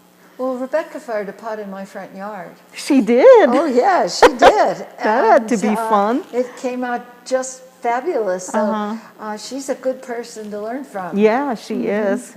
Well, she's the master potter. She was in also, my eyes.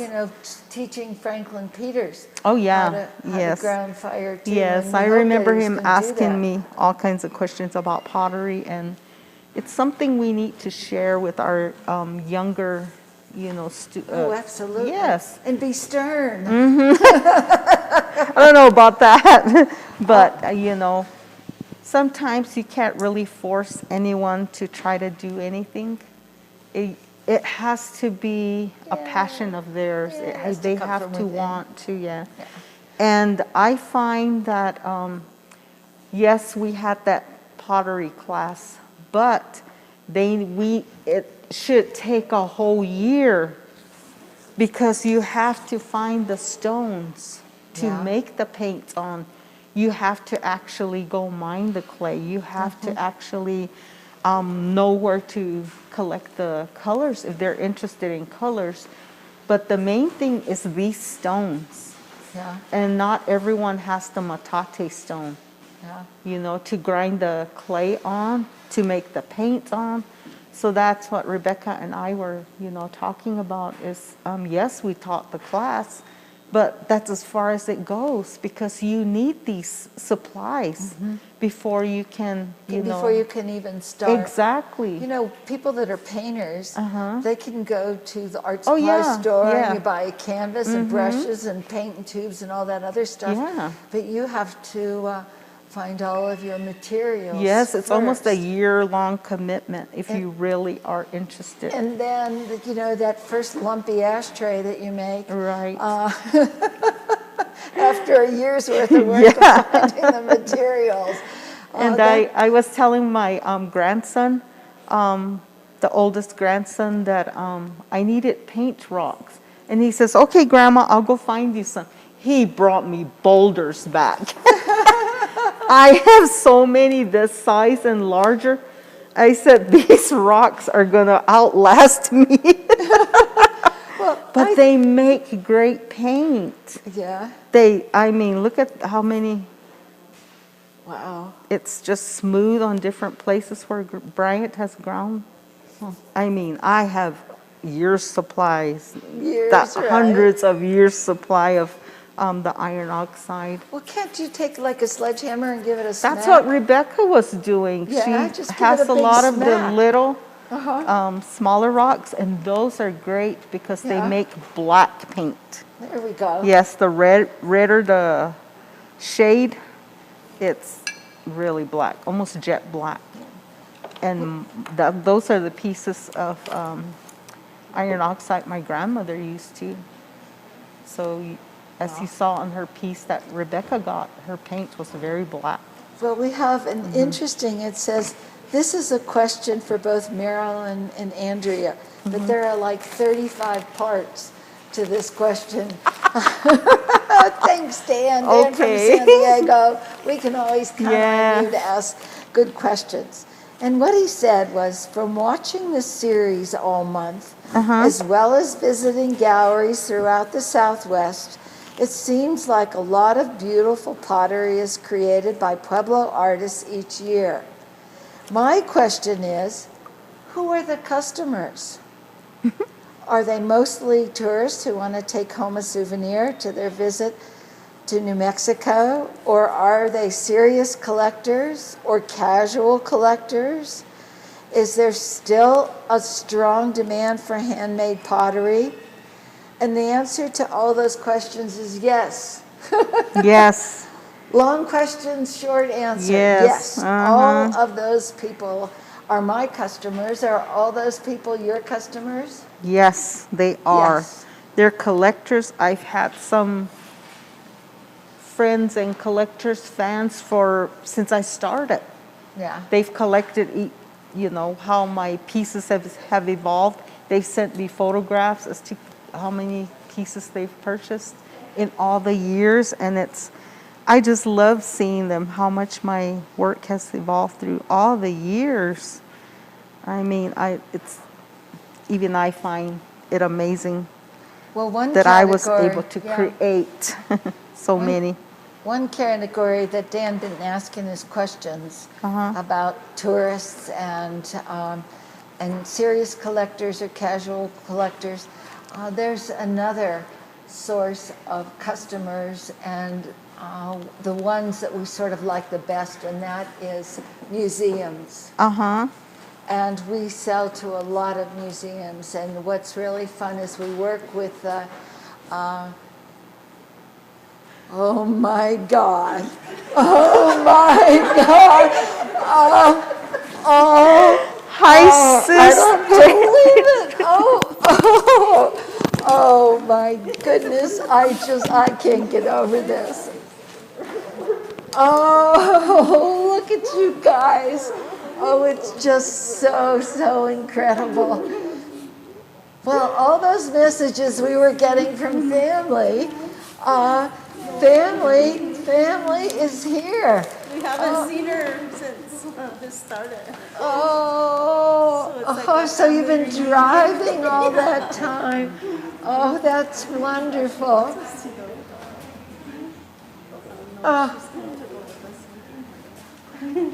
Well, Marilyn, is this shocking or what? Yes. I'm shocked they're here. Oh, well, gosh. here come all the giggles. Huh? Here come all the giggles.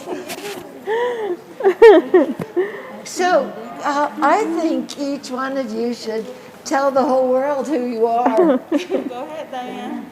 Go ahead, Diane, you're first. Okay, we came here because we wanted to all be here together. Rebecca couldn't come. She was helping my brother. He's actually roasting his first corn that he grew from his field. Yeah. So they do it in the outside oven. So she had to use her oven, so that's why she's not here. But we wanted to come just to say thank you. Oh, aren't you dear? You know, it meant so much for you to do this for us, and we wanted you to know that you know for all our sisters, you know, we're just so grateful, you know, for what income and especially just you being here for us and All these years. always, you know, these many years, and we just brought you a little something. I know it can never amount to what you've done for us. To the thank you that we Well, need look to at express. that. Look at that. What did...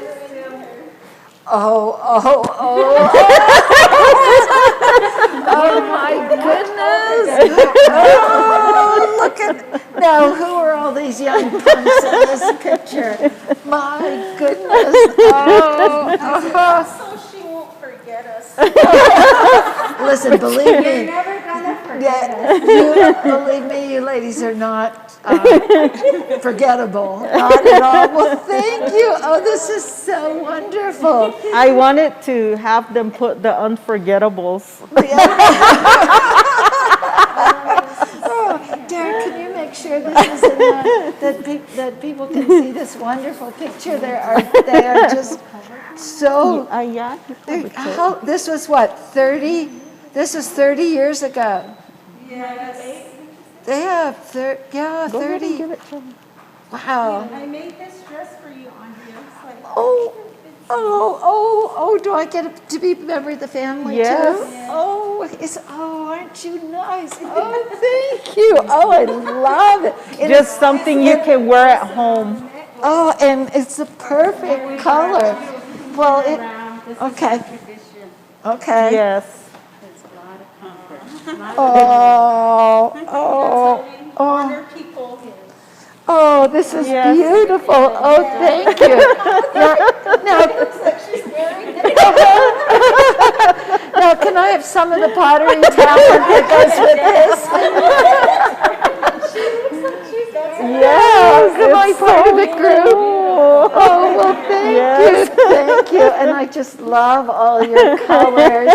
And Carolyn and Judy. And hello, Rebecca. I'm sorry we're Hi, missing sister. you. Sorry you couldn't join us, but Oh, well, this we is can't just wait so to get great. home to enjoy the corn.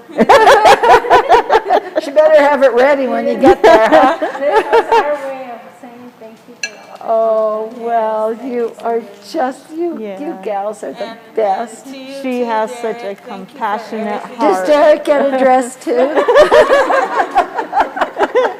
Is that Angel over You there? and all your staff. Yeah, oh, well, thank They've you. always been so welcoming and Yeah. nice to us. And Yes. I said, I don't know how she does it, but she picked a great staff. Yes. Oh, We yeah. have You a do. beautiful son, and whoever gets to marry him is going to be very lucky. Some lucky Yeah, gal. No kidding, no kidding. Yes. Thank you. That's our way of saying thank you. Yeah, well, aren't you, And you have the dear? best shop in Santa Fe. You have quality work here. Well, it's just, this is just too much fun for words. I can hardly stand it. We surprised you. So when we go off air, or do you have wine? Well, God, So we can all toast like old times? like old times. Let's see, now I have to go find 4 bottles, not 4 glasses. Did you know this is going to happen? Oh, you sneaky devil, you sneaky devil. Wow, this is really Oh my fun. gosh. Well, I can't think of a better way to end all of Yes. this than to celebrate with you guys and you know, to feel like I'm sort of part of the family. are. The only You problem are, with that is yes. that I would be the oldest sister. Okay, someone has to be. Someone has to be. Yeah, but I'd rather have it be Rebecca instead of me. Oh, I can. Oh. We call them to be stern. Wow. Oh, well, this is. My granddaughter, but she's shy. Oh. Angel. Yeah. Oh, you're welcome to come. There's nobody else here except us chickens. In a couple We're all, box. we sound like turkeys. Wow. I told you, Andrea, you called us the Giggle Sisters, and you didn't want to show all of us at one time, but You you can't. can't keep us apart. Well, I guess I've learned my lesson. You know, earlier when we were when Marilyn and I were Yeah. talking, I thought that maybe on one of the next ones we do, because Marilyn said that she had never seen Judy make a storyteller, and Diane said she had never seen Judy make a storyteller because you never get together and make pots Exactly. together. Yeah. So I think, yeah, I think one of the video we should do is have all 5 of you here together, and we'll just That let would be you so sit much there fun. and give each other a bad time, and we'll let the camera roll. We'll let YouTube roll. So you have to join our teacher. Yeah, right. Yes, Mrs. Stern. Our stern teacher. Yeah. Hey, but look where they're at now. Oh, Yes. Uh-huh. Yeah. There's more talent right now in this room than there probably is in the state of New Mexico. Yes. So let's hope Angelia and Jolene carry on the legacy. Yeah, see what you get when you do that. You got a room full of giggling Yes. women. Yes. Yeah. We just wanted to say thank you. Yes. Oh, well, you're so dear. Thank you for the picture, and thank you for my dress. Oh, and it's a great color. It's a great color. Like jewelry in it. And we have a couple of comments as well. One from Sandra Victorino. Great time, ladies. Outstanding. Good evening. And Hi, Gregory Sandra. Concho says, this is such a special moment. I love you all so much. Love you all. Love you too. Yay, yay. 2 thumbs up. This is what my dad always did. Yeah, that's We like All the thumbs up. time. We always get thumbs up. Yes. Thumbs up. Uh-huh. Or mid Conrad, he would go, he said no words, he just did this. You did that, so now that if you need to go hitchhiking, Yeah. you'll all be ready, huh? Our father was hard of hearing, so that's what he did. He really wouldn't hold a conversation, but if he liked what he saw, he would do two thumbs up. Thumbs up, thumbs up.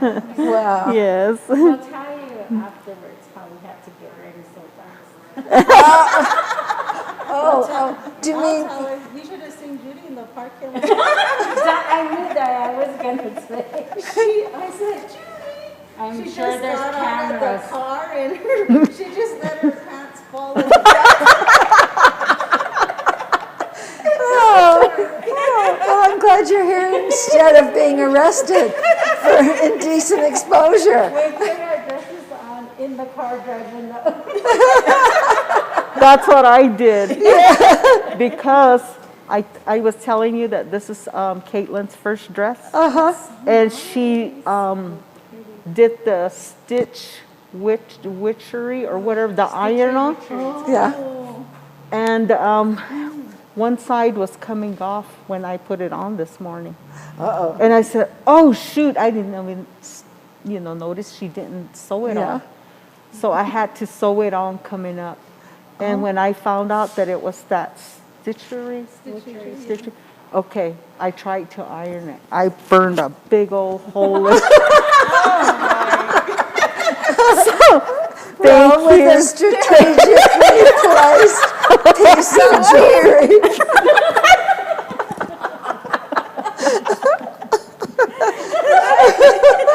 Oh, well, I was, Pin was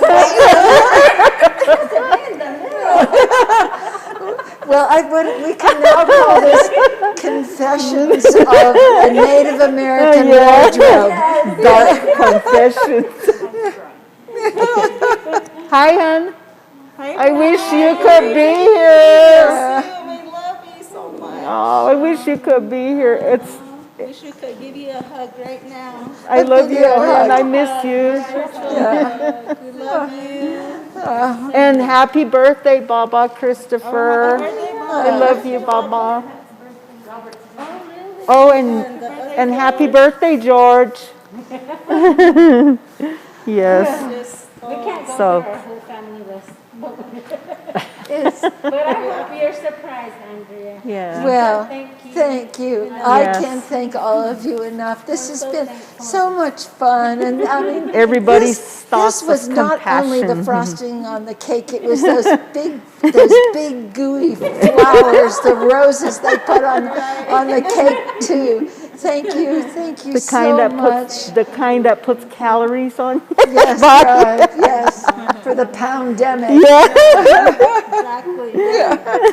Well, I think this Yes. is a really sort of wonderful way to end this series. Yes. Thank you all. Thank you, Marilyn, for all of your time here today, your demonstration, your conversation, honored your to do- stories, yes, all, I was honored all to of be those here. things. Oh, we're just And so to wonderful. share just a little part of my journey as being a Native American artist. So it's been challenging, but for the most part, it's been great and rewarding. So I hope to keep this on for many more years. And I like hope so, said, I too. hope my daughter will learn the art as well as my little granddaughter, Jazzy. So yes.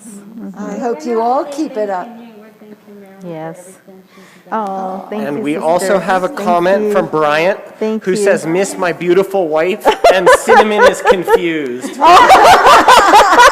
Hi, Sin. Hi, Julie. Can't wait to get home. I hope Derek does some wonders of editing out some stuff. Not a chance. honey. All the good- Especially burning home. Oh, we're not going to edit that.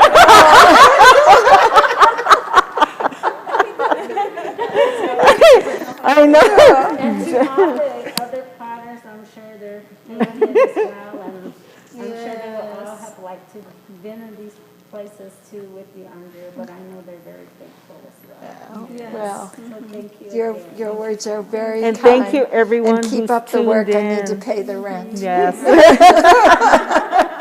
Thank you, Derek, as well. You scratch my back, I scratch yours.